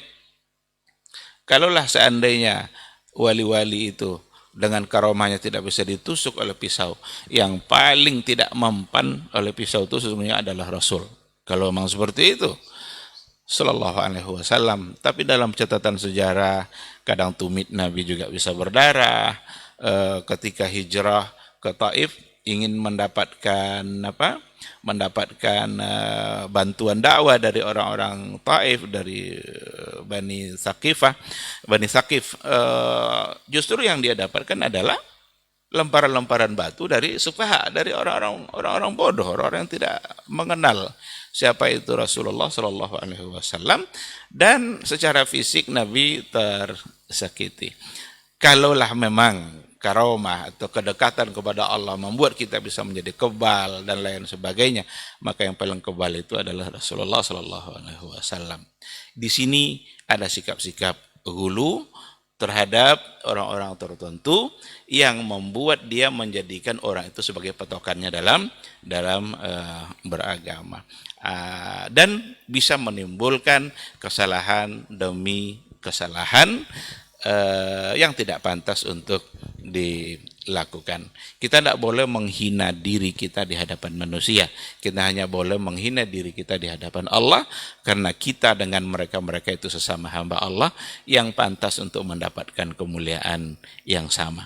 Menghargai orang-orang yang sebagai guru dan orang-orang yang memang dianggap beragama kuat itu penting. Harus dihargai, harus dihormati, tetapi menghargai dengan cara yang tepat, menghargai, menempatkan mereka pada posisi yang seharusnya, tidak mengangkat mereka, menempatkan mereka lebih dari batasan-batasan yang tidak dibolehkan oleh agama. Jadi jangan pula disalahpahami, yang tidak boleh itu adalah menempatkan mereka lebih dari yang seharusnya. Karena terkadang sikap-sikap hulu berlebihan kepada para wali, seolah-olah dibenarkan semua yang dia katakan, maka itu sesuatu yang menyimpang. Kebenaran tidak ditentukan oleh wali ini yang ngomong pasti benar, tetapi kebenaran itu diukur melalui ada standar, ada ukuran Al-Quran dan Sunnah Rasulullah Sallallahu Alaihi Wasallam. Ada beberapa bentuk gulu dalam beribadah juga yang saya kira ini persoalan-persoalan yang sudah kita pahami juga ya. Tapi ada salah satu yang pernah saya baca, itu contoh gulu itu diantaranya sibuk dengan perkara-perkara sunnah tapi melupakan yang wajib. Nah, salah satu contohnya begini, ada orang yang gara-gara dia sholat malam tapi tidak sholat subuh. Karena bangun dia cepat, lalu dia menghidupkan malamnya, tetapi subuh ketinggalan karena tertidur setelah itu dan tidak terbangun lagi untuk subuh. Ini ada saya baca salah satu dari contoh Contoh hulu dalam ibadah. Karena dari segi tingkatan tentu sholat subuh lebih. Yang baik itu sholat malam lah, tapi sholat subuh lah. Tetap jangan sampai nanti perkara-perkara yang seperti itu membuat kita meninggalkan yang lebih penting. Ada penting, ada yang lebih penting. Tapi jangan disalahpahami, bukan berarti pula, oh kalau gitu saya tidak usah lah bangun-bangun malam agar subuh. Tidak, itu juga salah. Ada orang kadang sibuk menghias-hias masjid untuk satu acara tertentu. Pas giliran sholat dia pulang mandi dulu. Karena dia sudah berkeringat menghias-hias masjid tadi. Penitianya kena acara nanti akan diadakan setelah maghrib, tapi pas maghribnya karena dia keringatan pulang dulu, dia akhirnya dia tidak mengerjakan salat maghribnya di masjid. Ini juga bagian dari gulu dalam beribadah. Biarlah tidak dikasih bunga-bunga itu masjid itu, tapi mereka ramai dalam menghadiri sholat. Nah ini yang saya maksud dengan pada poin yang pertama, gulu dalam sikap tindakan yang salah satunya bisa pada ibadah. Pada bagian yang kedua ada gulu dari segi pemikiran. Gulu dari segi pemikiran. Saya ingin menyampaikan apa yang pernah saya baca dari ungkapan Imam Al-Khattabi. Dia mendefinisikan al-gulu itu al-mutanatti'. Dia bilang begini, al-mutanatti' itu dalam pemikiran al-mutakallif lil bahsi anhu ala madhahibi ahli al-kalam ad-dakhili fi ma la ya'nihi wal khaidina fi ma la tablughuhu uquluhum. Itu ungkapan dari Imam Al-Khattabi. Ini mohon maaf nih kalau saya marah ini dengan ungkapan ini. Al-mutanatti' berarti ulu mutanatti' al-mutakallif lil bahsi.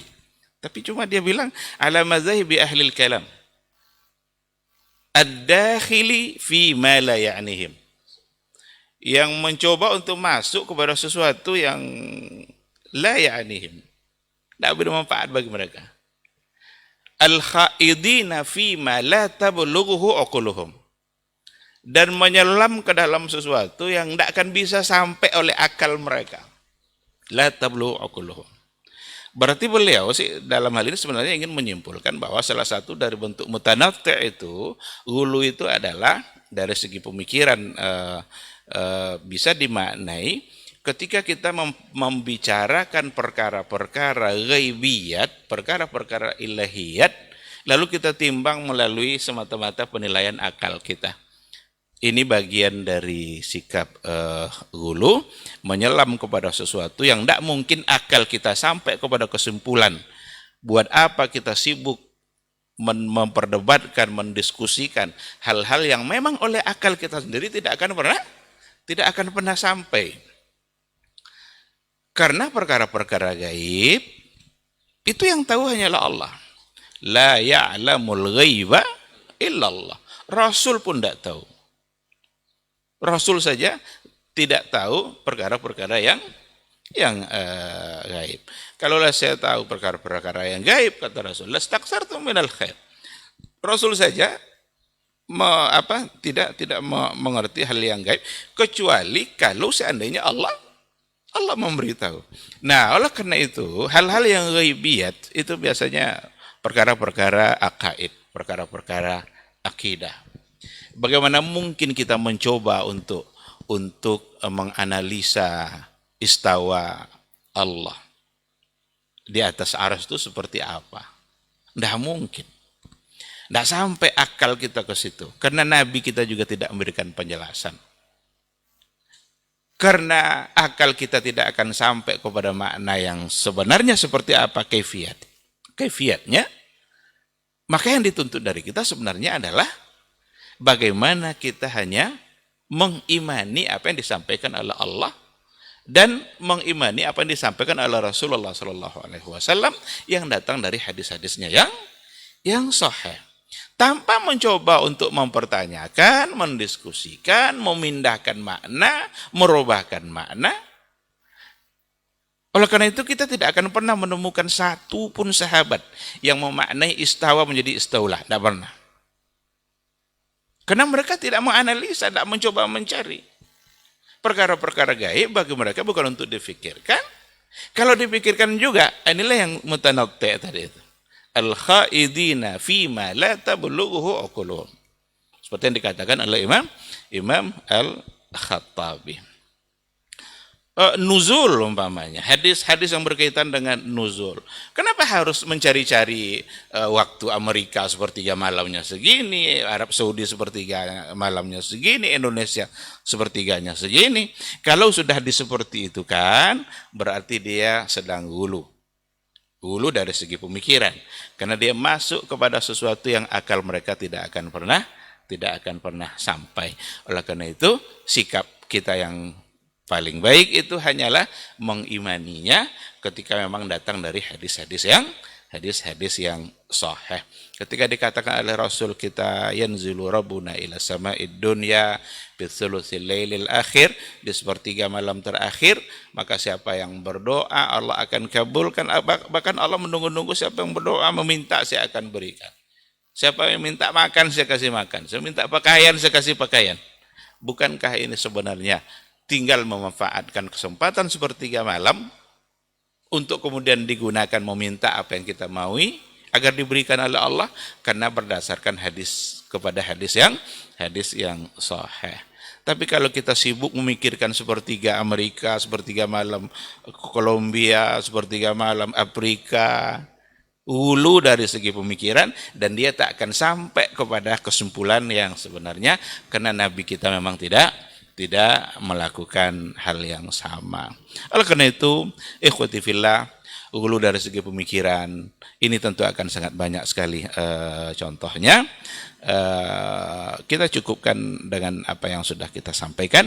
Intinya adalah ketika akal kita tidak mampu untuk melakukan sesuatu seperti memikirkan yang gaib, maka tidak usah memaksa akal untuk sampai ke situ, tetapi cukup tundukkan akal kita kepada apa yang telah disampaikan oleh Allah dan oleh Rasulnya. Terima itu, imani itu, tanpa mencoba untuk menganalisa dan meragukan. Meragukan jangan-jangan berujung kepada penolakan, dan penolakan secara sadar jangan-jangan berujung pula kepada kekufuran.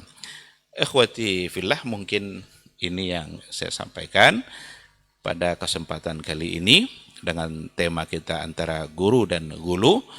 Jadi sangat tidak pantas untuk melakukan perbuatan gulu.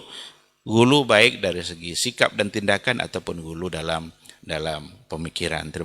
Terima kasih. Mudah-mudahan dipahami insyaallah. Subhanakallahumma bihamdika asyhadu an la ilaha illa anta astaghfiruka wa atubu ilaik. Wassalamualaikum warahmatullahi wabarakatuh. Waalaikumsalam warahmatullahi wabarakatuh. Jazakallahu khairan Ustaz untuk materi kita atau penjudul kita di kesempatan pagi hari ini, antara guru dan gulu. Berikutnya di sisa waktu kita akan mencoba berdiskusi dengan beberapa pertanyaan yang sudah masuk.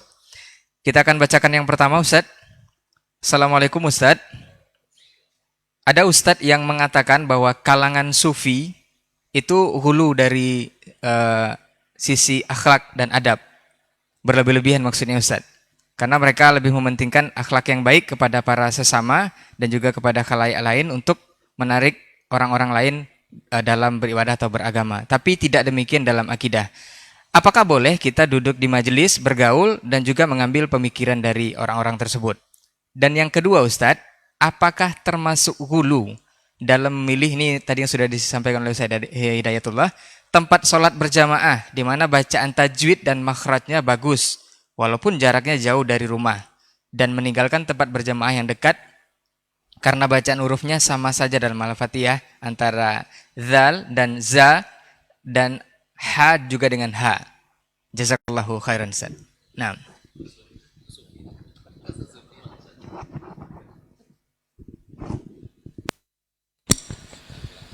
Bismillahirrahmanirrahim. Terima kasih atas pertanyaannya. Saya akan mencoba memulai ya untuk menjawab, dan mohon nanti untuk disempurnakan oleh para guru kita. Saya ingin tanggapi pada poin yang pertama terkait dengan gulat al-mutasawwifah, orang-orang sufi yang gulu. Sebenarnya kalau kita lihat dari segi catatan sejarahnya, tujuan awal istilah sufi itu sebenarnya adalah untuk sesuatu yang baik. Karena yang mereka ingin dapatkan itu adalah tazkiyatun nufus, langkah-langkah untuk menuju pensucian jiwa. Maka orang-orang generasi awal seperti Al-Hasan Al-Basri, ada orang-orang yang lain yang kadang disebut sebagai seorang yang sufi. Bahkan ada di antara ulama seperti Imam Malik memuji sufi.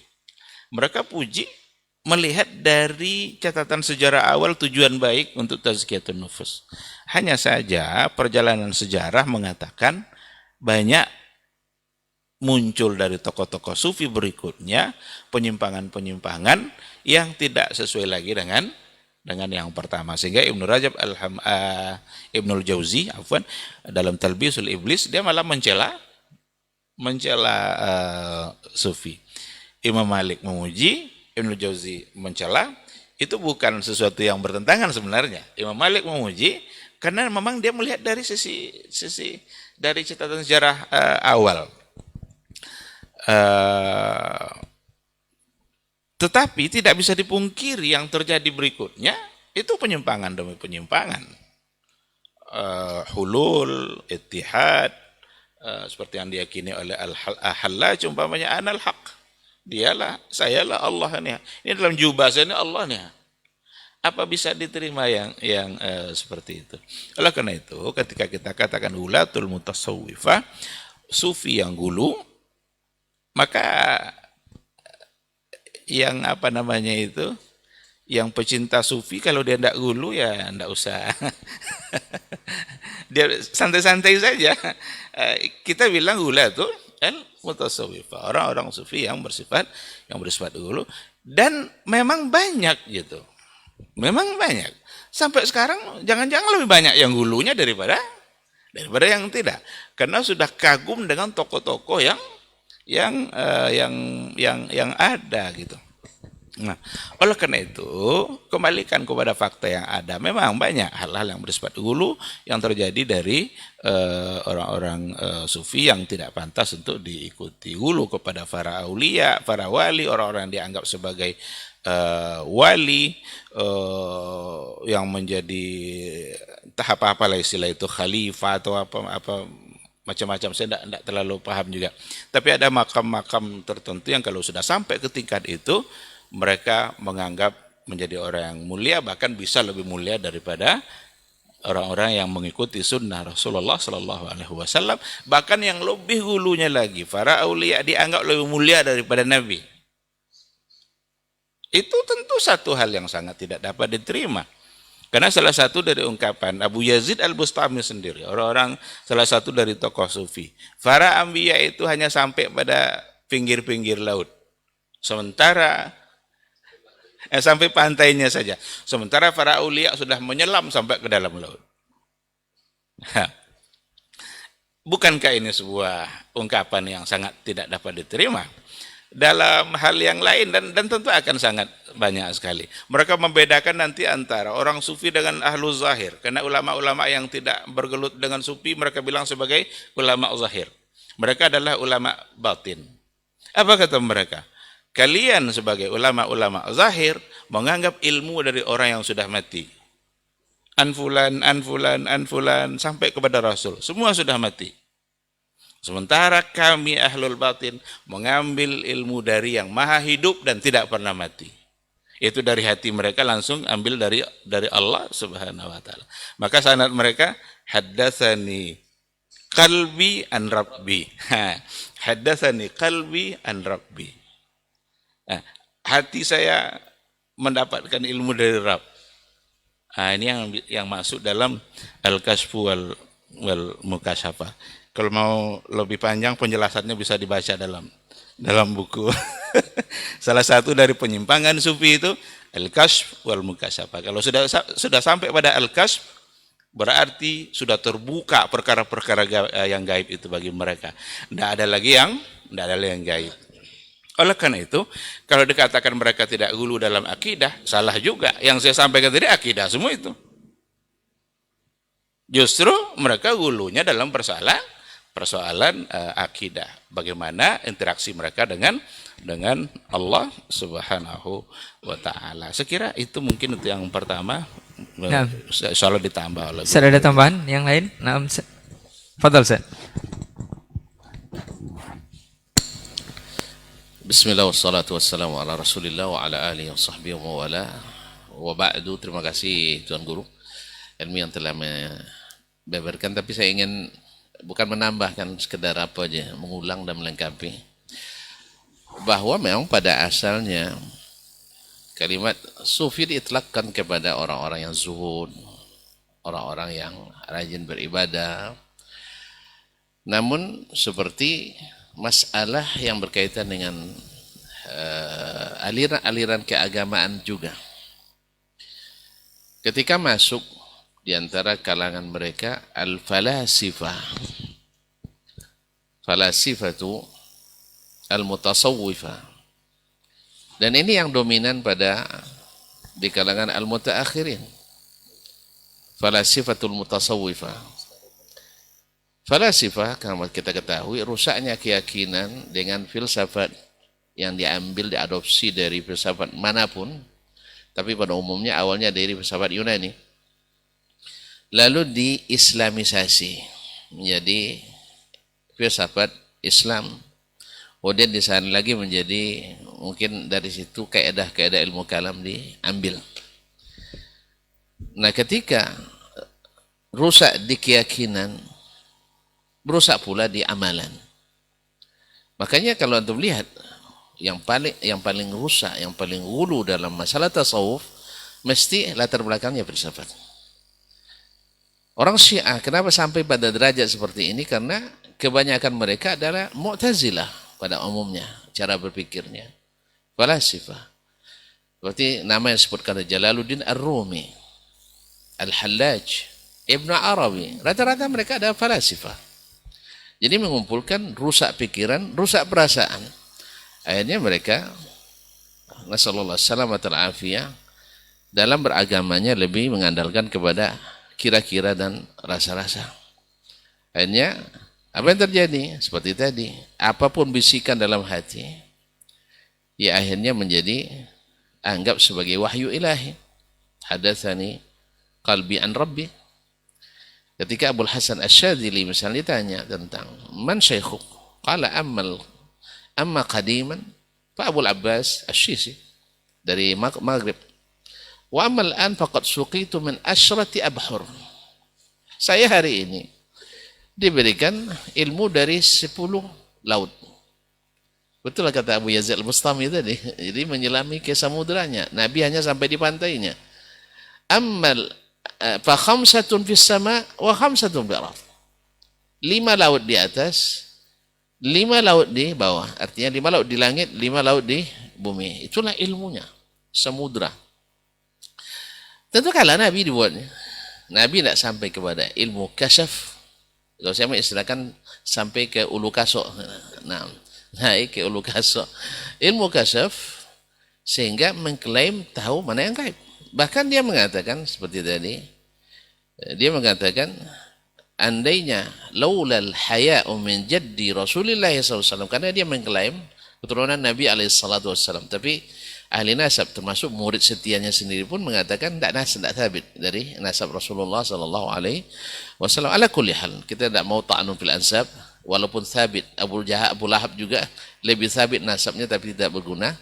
Ala kulli hal, yang penting bagi kita sekarang, dia kalau bukan karena malu pada jaddi Rasulullah SAW, ini masalahnya buat nyebut nama Nabi juga. Ada adab malu kepada Nabi. Di sini kenanya kadang orang tertipu dengan yang seperti ini. La akhbartukum bima yakunu bima sayakun ila yaumil qiyamah. Saya akan beritahukan kepada apa yang akan terjadi sampai hari kiamat. Nabi tidak tahu ketika ada seorang jariyah bernyanyi di depan Nabi SAW, anak perempuan kecil bernyanyi depan Nabi SAW, wa indana nabiyyun ya'lamu ma fi ghadin. Bersama kami ada Nabi yang tahu apa yang akan terjadi besok. Nabi berhentikan, jangan. La ya'lamul ghaiba illallah. Yang tahu gaib itu hanya Allah Subhanahu wa taala. Kalau dia tidak tahu, berarti ilmunya melebihi ilmu Nabi SAW. Fa na'udzubillah, Tsumma na'udzubillah. Amal adapun adab. Ma'asyiral kiram yang dirahmati Allah. Kalau masalah adab sebenarnya adab guru murid ke gurunya ini semuanya Ahlus Sunnah lebih beradab sebenarnya. Ahlus Sunnah lebih beradab. Bukan hanya pada guru juga pada orang lain. Kalau al-mutasawwifah bila mereka disinggung itu demo dia. Seperti yang terjadi Ibnu Athaillah Sakandari, ini guru Syekh di Mesir ini kan, Sahibul Hikam yang menjadi rujukan utama bagi kaum sufi di seluruh dunia hari ini. Kan dia murid langsung dari Abul Hasan Asy-Syadzili. Dia itu ketika Syekhul Islam Ibnu Taimiyah rahimahullah telah menjelaskan kekeliruan syekhnya Abul Hasan Asy-Syadzili dalam raddu ala Hizbul Bahr wa Hizbul Bar dan sebagainya. Dia demo, hasud orang, kumpulkan para pengikutnya lebih dari 500 orang dan bersama orang-orang awam yang ada di Iskandaria waktu itu untuk mengadukan Syekhul Islam Taimiyah kepada penguasa pada waktu itu. Wallahu musta'an. Apakah ini adab? Sebenarnya saya kira tidak adab. Sebab adab itu adalah ilmu dilawan ilmu, hujjah dengan hujjah, bukan dengan menghasut dan memprovokasi. Nah barangkali adab seperti ini apakah masih diwarisi atau tidak sampai hari ini? Barangkali kita bisa melihat dengan mata yang jeli. Ya siapa yang suka melakukan menghasut, memfitnah dan menebar segala semacamnya. Kalau nunduk-nunduk itu bukan adab. Nabi melarang kita untuk merangkah, nunduk-nunduk, ruku dan sujud pada syekh. Mencium tangan itu berlebihan juga, sampai infeksi pula tangan syekh dibuatnya. Sebagaimana juga ada sebagian kawan dulu mencium kepala syekh atau memeluk syekh, seperti yang ceritakan oleh Syekh Utsman Al-Khamis hafizahullah taala ketika beliau masih berguru sama Syekh Muhammad bin Shalih Al-Utsaimin. Ada seorang murid yang baru pertama kali menjumpai Syekh Utsaimin. Sengaja dia duduk paling depan. Badannya tinggi besar kekar. Ketika selesai dars, antri orang bersalaman dengan Syekh kan, bersalaman. Pas dia saking gembiranya, dia peluknya Syekh erat-erat. Syekh menolak tapi tidak bisa. Sesak napas. Sampai sesak napasnya. Kan kecil badannya. Lalu selesai itu Syekh bertanya, "Ya Syekh, ana as'aluka su'alan." Heran dia, terkejut dia kan, "Syekh, anta tas'aluni?" "Na'am, as'aluka su'alan." Wa ajib. Qala hal nusikhatil musafahah. Apakah hukum jabat tangan sudah dinasakh atau belum, katanya. Antum nak memuliakan syekh, bergembira bertemu syekh, tapi justru menyusahkan syekh. Sama dengan orang mencium tangan sampai bolak-balik cium tangan, dipilin-pilin tangan syekh. Sedangkan syekh sedang mungkin terkilir tangannya. Jadi ini bukan masuk adab yang dianjurkan, berlebihan kaum muslimin dan muslimat dirahmati Allah SWT. Nah ini dibiarkan. Ini adab. Sama juga dulu kita di pesantren-pesantren kita dulu, sekarang mungkin banyak juga. Iya, santriwati mencium tangan syekhnya. Dan tidak lama setelah itu syekh melamar santriwatinya. Di mana datang maharamnya kaum muslimin dan muslimat dirahmati Allah? Ini juga bukan masuk adab yang syar'i. Jadi adab yang dianggap sebagai adab, wallahu musta'an. Barangkali mohon maaf terlalu panjang. Nah, jazakallah khair Ustaz. Berikut pertanyaan yang kedua Ustaz. Naam. Fadhal Ustaz. Bismillahirrahmanirrahim. Nah, terkait dengan pertanyaan di masjid manakah yang lebih utama untuk kita salat ya? Apakah kita mencari masjid yang lebih jauh di rumah kita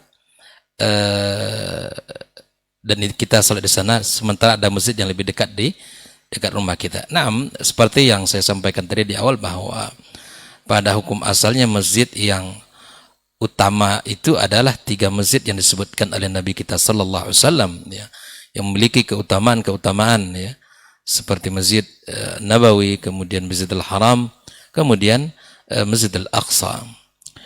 Nah, terkait dengan pertanyaan tadi, apakah kita salat di masjid yang lebih jauh dari rumah kita, yang mana bacaannya lebih bagus, atau dekat masjid yang dekat dengan rumah kita? Allah Ta'ala alam, namun para ulama di dalam bab ini mereka punya beberapa pandangan ya.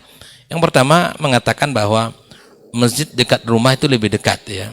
Yang masjid yang dekat rumah kita itu lebih utama.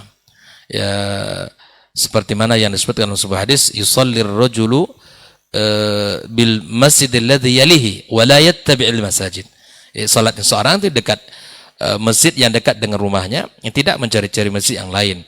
Ini alasan mereka ini ada beberapa maslahat yang akan terwujud. Ya. Pertama, ada akan bertemu dengan orang-orang yang sesama tinggal di situ, teman tetangganya, akan ada saling sapa, kemudian saling tegur, kemudian mungkin saling mengucapkan salam. Ya, ada maslahat-maslahat yang akan terwujud di situ. Ya, ada maslahat-maslahat yang akan tercapai di sana. Kita akan bisa saling mengetahui kabar berita tetangga kita ini mungkin kemana gitu, tidak hadir sholat di masjid karena mungkin sakit atau mungkin dia safar dan seterusnya. Kita tahu begitu, dan maslahat yang diinginkan. Nah, namun ada pula ulama yang mengatakan memang kita mencari masjid yang seperti yang diinginkan tadi, di mana kita lebih nyaman, kemudian bacaan imamnya lebih bagus, kemudian seperti yang disampaikan tadi ya, bacaannya, tajwidnya. Ala kulli hal, kita berusaha untuk sholat ya. Jangan sampai hulu di sini adalah kita meyakini gitu, di sini tidak sah sholatnya, dan kemudian di sana yang sah sholatnya, kemudian di sini tidak baik, begini-begini ya. Silakan saja sholat begitu, selama tidak ada unsur-unsur unsur-unsur yang mahzur dalam syar'i kita ya. Ya, maka insya Allah kita tidak akan jatuh kepada bab-bab yang disebutkan tadi ya, tentang jatuhnya kepada ghulu. Ala kulli hal, yakini dalam hati bahwa masjid yang utama untuk kita pilih salat, yang kita boleh ya, la tashuddur rihal ya, bahasa Nabi seperti itu, tidak boleh kita bersusah payah menghabiskan uang dan tenaga untuk pergi kecuali kepada 3 masjid ya. Kita boleh nabung, kita boleh mencicil ya untuk bisa berangkat, untuk bisa salat di Masjid Nabawi, salat Masjidil Haram, dan bisa datang ke Masjid Aqsa gitu. Namun selain masjid yang 3 ini, maka kedudukannya sama ya, di sisi keutamaan ya, ibadah di situ sama ya, sama. Namun barangkali ada hal yang bisa menyenangkan kita untuk karena bacaan imamnya lebih panjang ya, kemudian bacaannya penuh dengan penghayatan yang bisa kita lakukan karena bacaannya dengan tajwid yang benar gitu ya. Dan tentu ini pertimbangan yang juga boleh kita pertimbangkan, namun tidak membuat kita untuk di sana harus sholat gitu ya. Kemudian kalau tidak di sana sholat, rasanya bab seperti ini khawatir kita jatuh kepada ghulu, dan silakan kita sholat dimanapun kita safar, turun di manapun kita ada masjid, kita sholat begitu, selama tidak ada di masjid tersebut hal-hal yang mahdzur secara syar'i. Wallahu taala alam. Baik, ada tambahan Ustaz? Naam.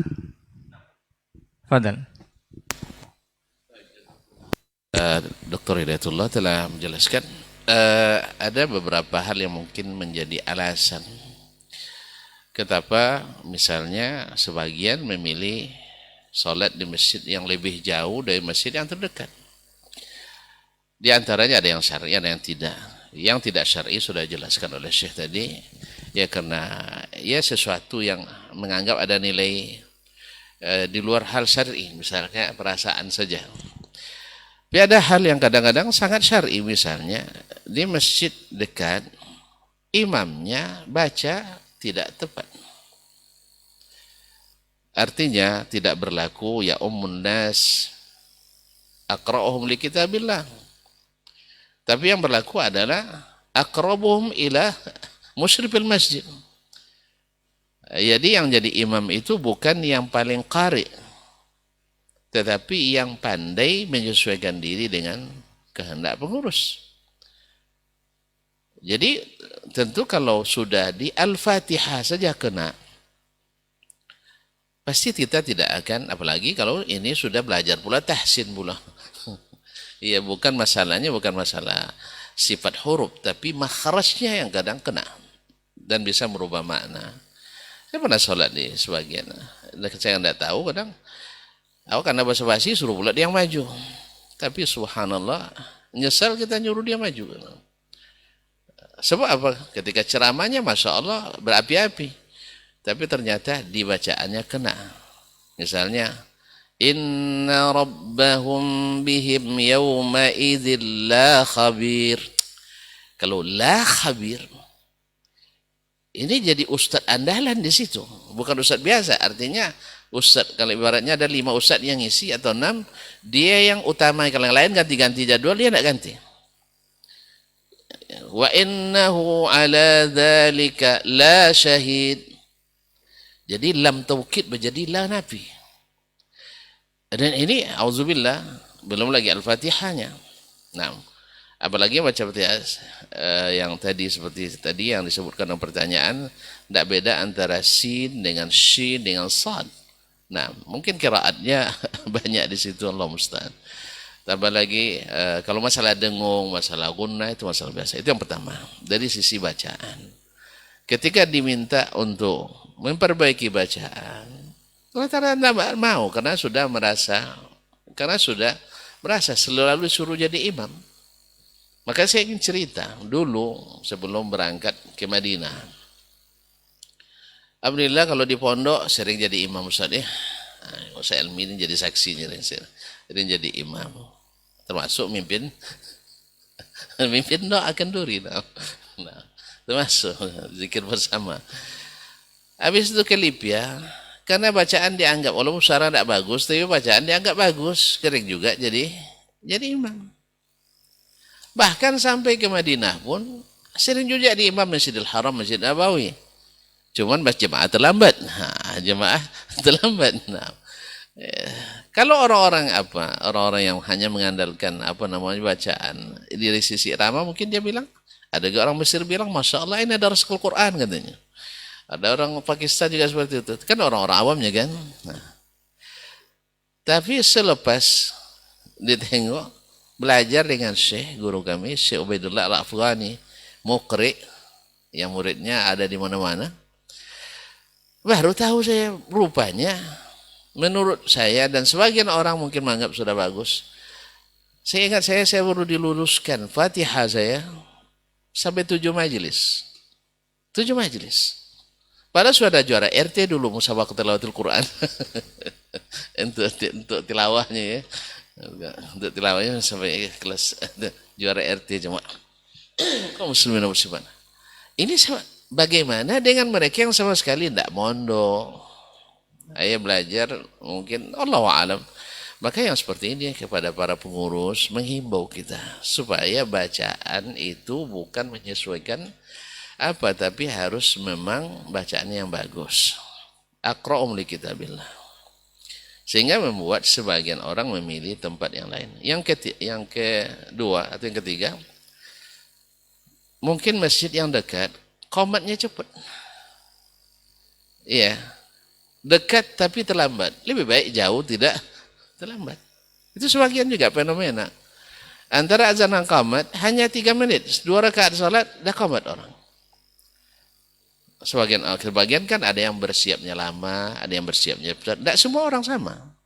Makanya Nabi membuat jeda antara azan dan qamat itu, ya seperti seseorang membaca 50 ayat dari al-mutawassit minal mufassal. Ini tidak baca qul huwallahu aja tidak selesai antara azan qamat. Jadi ini yang jadi kadang-kadang jadi pilihan. Nah kalau ini alasannya, atau karena ada kajian yang harus diikuti. Di sini tidak pernah ada kajian. Yang ada hanya selalu majelis-majelis zikir. Zikir pada asalnya, pada umumnya kan sendiri-sendiri lebih utama daripada beramai-ramai.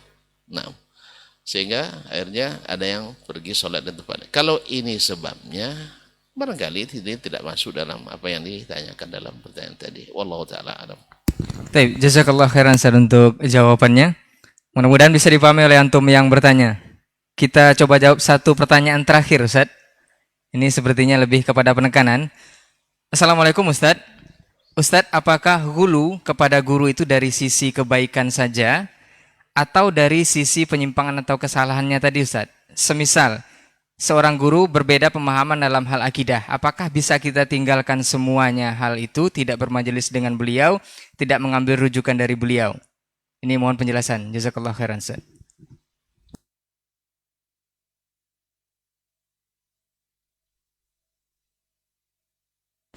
Baik, barakallahu fikum.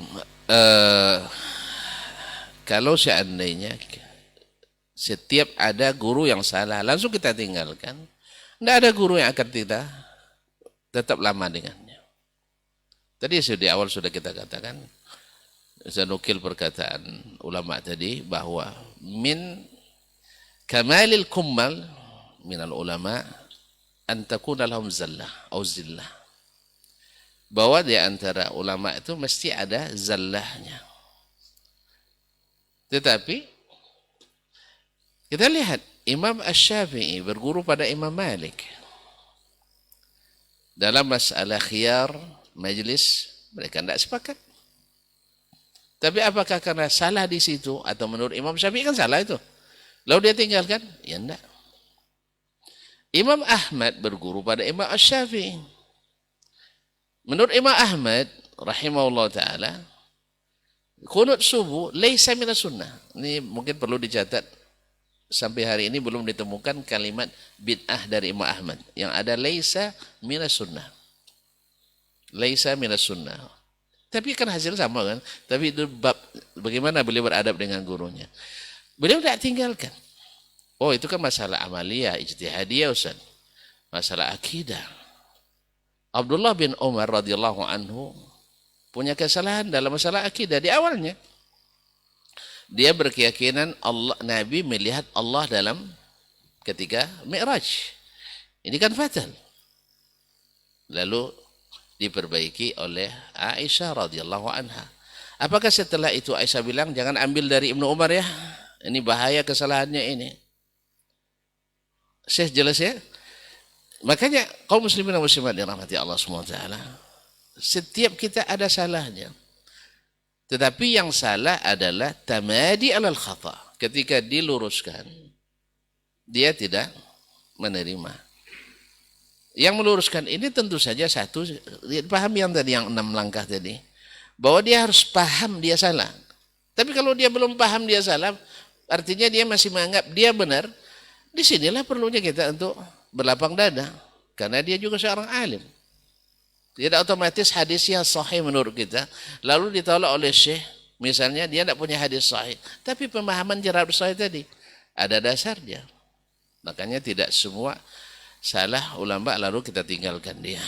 Ini yang keliru yang sering terjadi. Ya kita banyak juga sering di antara ustaz yang jadi korbannya. Salah ada ustaz viral masya Allah ketika apa? Ketika dia menikah yang kedua, ditinggalkan aja. Seolah-olah tidak boleh salah. Yang tidak boleh salah itu, mohon maaf ikhwan yang akhir yang dirahmati Allah, tidak boleh salah itu hanya Allah dan Rasulnya SAW. Dan Rasul sendiri sebelum diluruskan Allah SWT pernah juga memutuskan keputusan yang diluruskan Allah SWT. Abasa wa tawalla an ja'ul a'ma. Kemudian Nabi ditegur Allah, ya ayuhan Nabi lima tuharrimu ma ahallallahu lak tabtaghi mardata azwajik. Dan seterusnya. Banyak Allah menegur Nabi alaihissalam dan diluruskan. Tapi kalau Nabi kan Allah yang luruskan, tidak kita. Nah, tapi kalau ulama-ulama, guru-guru kita yang luruskan. Tapi tentu saja kalau bisa. Daripada saya murid yang meluruskan guru, lebih baik saya seolah-olah bertanya kepadanya. Seolah-olah bertanya kepadanya tentu saja dengan bahasa yang sudah disebutkan dalam kutubul adab. Wallahu ta'ala alam. Jazakallah khairan Ustaz untuk jawabannya. Ada tambahan Ustaz? Taib Ustaz. Baik, bismillah, terima kasih. Saya sangat sepakat dan dikatakan oleh guru kita Dr. Dasman, jangan pernah bermimpi untuk menemukan guru yang tidak punya kesalahan. Dan jangan sampai satu kesalahan membuat tidak lagi mengambil ilmu-ilmu yang lain. Ya, karena kesempurnaan itu hanya milik Allah Subhanahu wa ta'ala. Ini juga lah kadang terjadi ungkapan-ungkapan begini. Ketika ada orang yang mencoba untuk mengoreksi akidah Asy'ariyah, lalu sebagian bilang begini, itu kan para ahli qiraat, para ahli hadis, kan banyak yang akidahnya Asy'ariyah. Kalau gitu jangan ambil qiraat dari dia. Ini salah tentu saja. Akidahnya tidak diambil dari dia, tapi qiraatnya kan memang dia yang bagian ahli di bidang itu gitu. Nah, oleh karena itu jangan sampai nanti membuat kelebihan seseorang pada ilmu-ilmu lain itu menjadi hilang seolah-olah tidak pantas diambil ketika dia punya kesalahan dari sisi yang lain, meskipun dari sisi akidah. Itu mungkin sekedar tambahan saja. Terima kasih. Baik, jazakallah khairan Ustaz untuk jawabannya. Mudah-mudahan bisa dipahami oleh antum yang bertanya mengenai pertanyaan terakhir kita. Mudah-mudahan dia tidak terjebak kepada ghulu yang berlebihan kepada guru-guru dan para ulama, juga Nabi kita sallallahu alaihi wasallam. Afwan untuk semua salah kata dan khilaf bicara. Jazakumullah khairan Ustaz untuk guru-guru kita yang sudah memberikan ilmu di pagi hari ini. Mudah-mudahan di kesempatan yang lain atau di pekan depan kita akan bersama dengan tema yang berbeda insyaallah. Kita tutup dengan doa kafaratul majlis. Subhanakallahumma wa bihamdika asyhadu an la ilaha illa anta astaghfiruka wa atubu ilaik. Wassalamualaikum warahmatullahi wabarakatuh.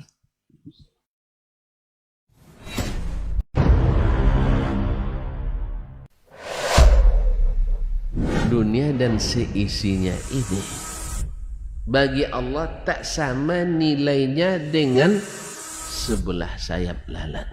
Barang siapa yang beramal untuk akhiratnya, Allah akan cukupkan baginya urusan dunia.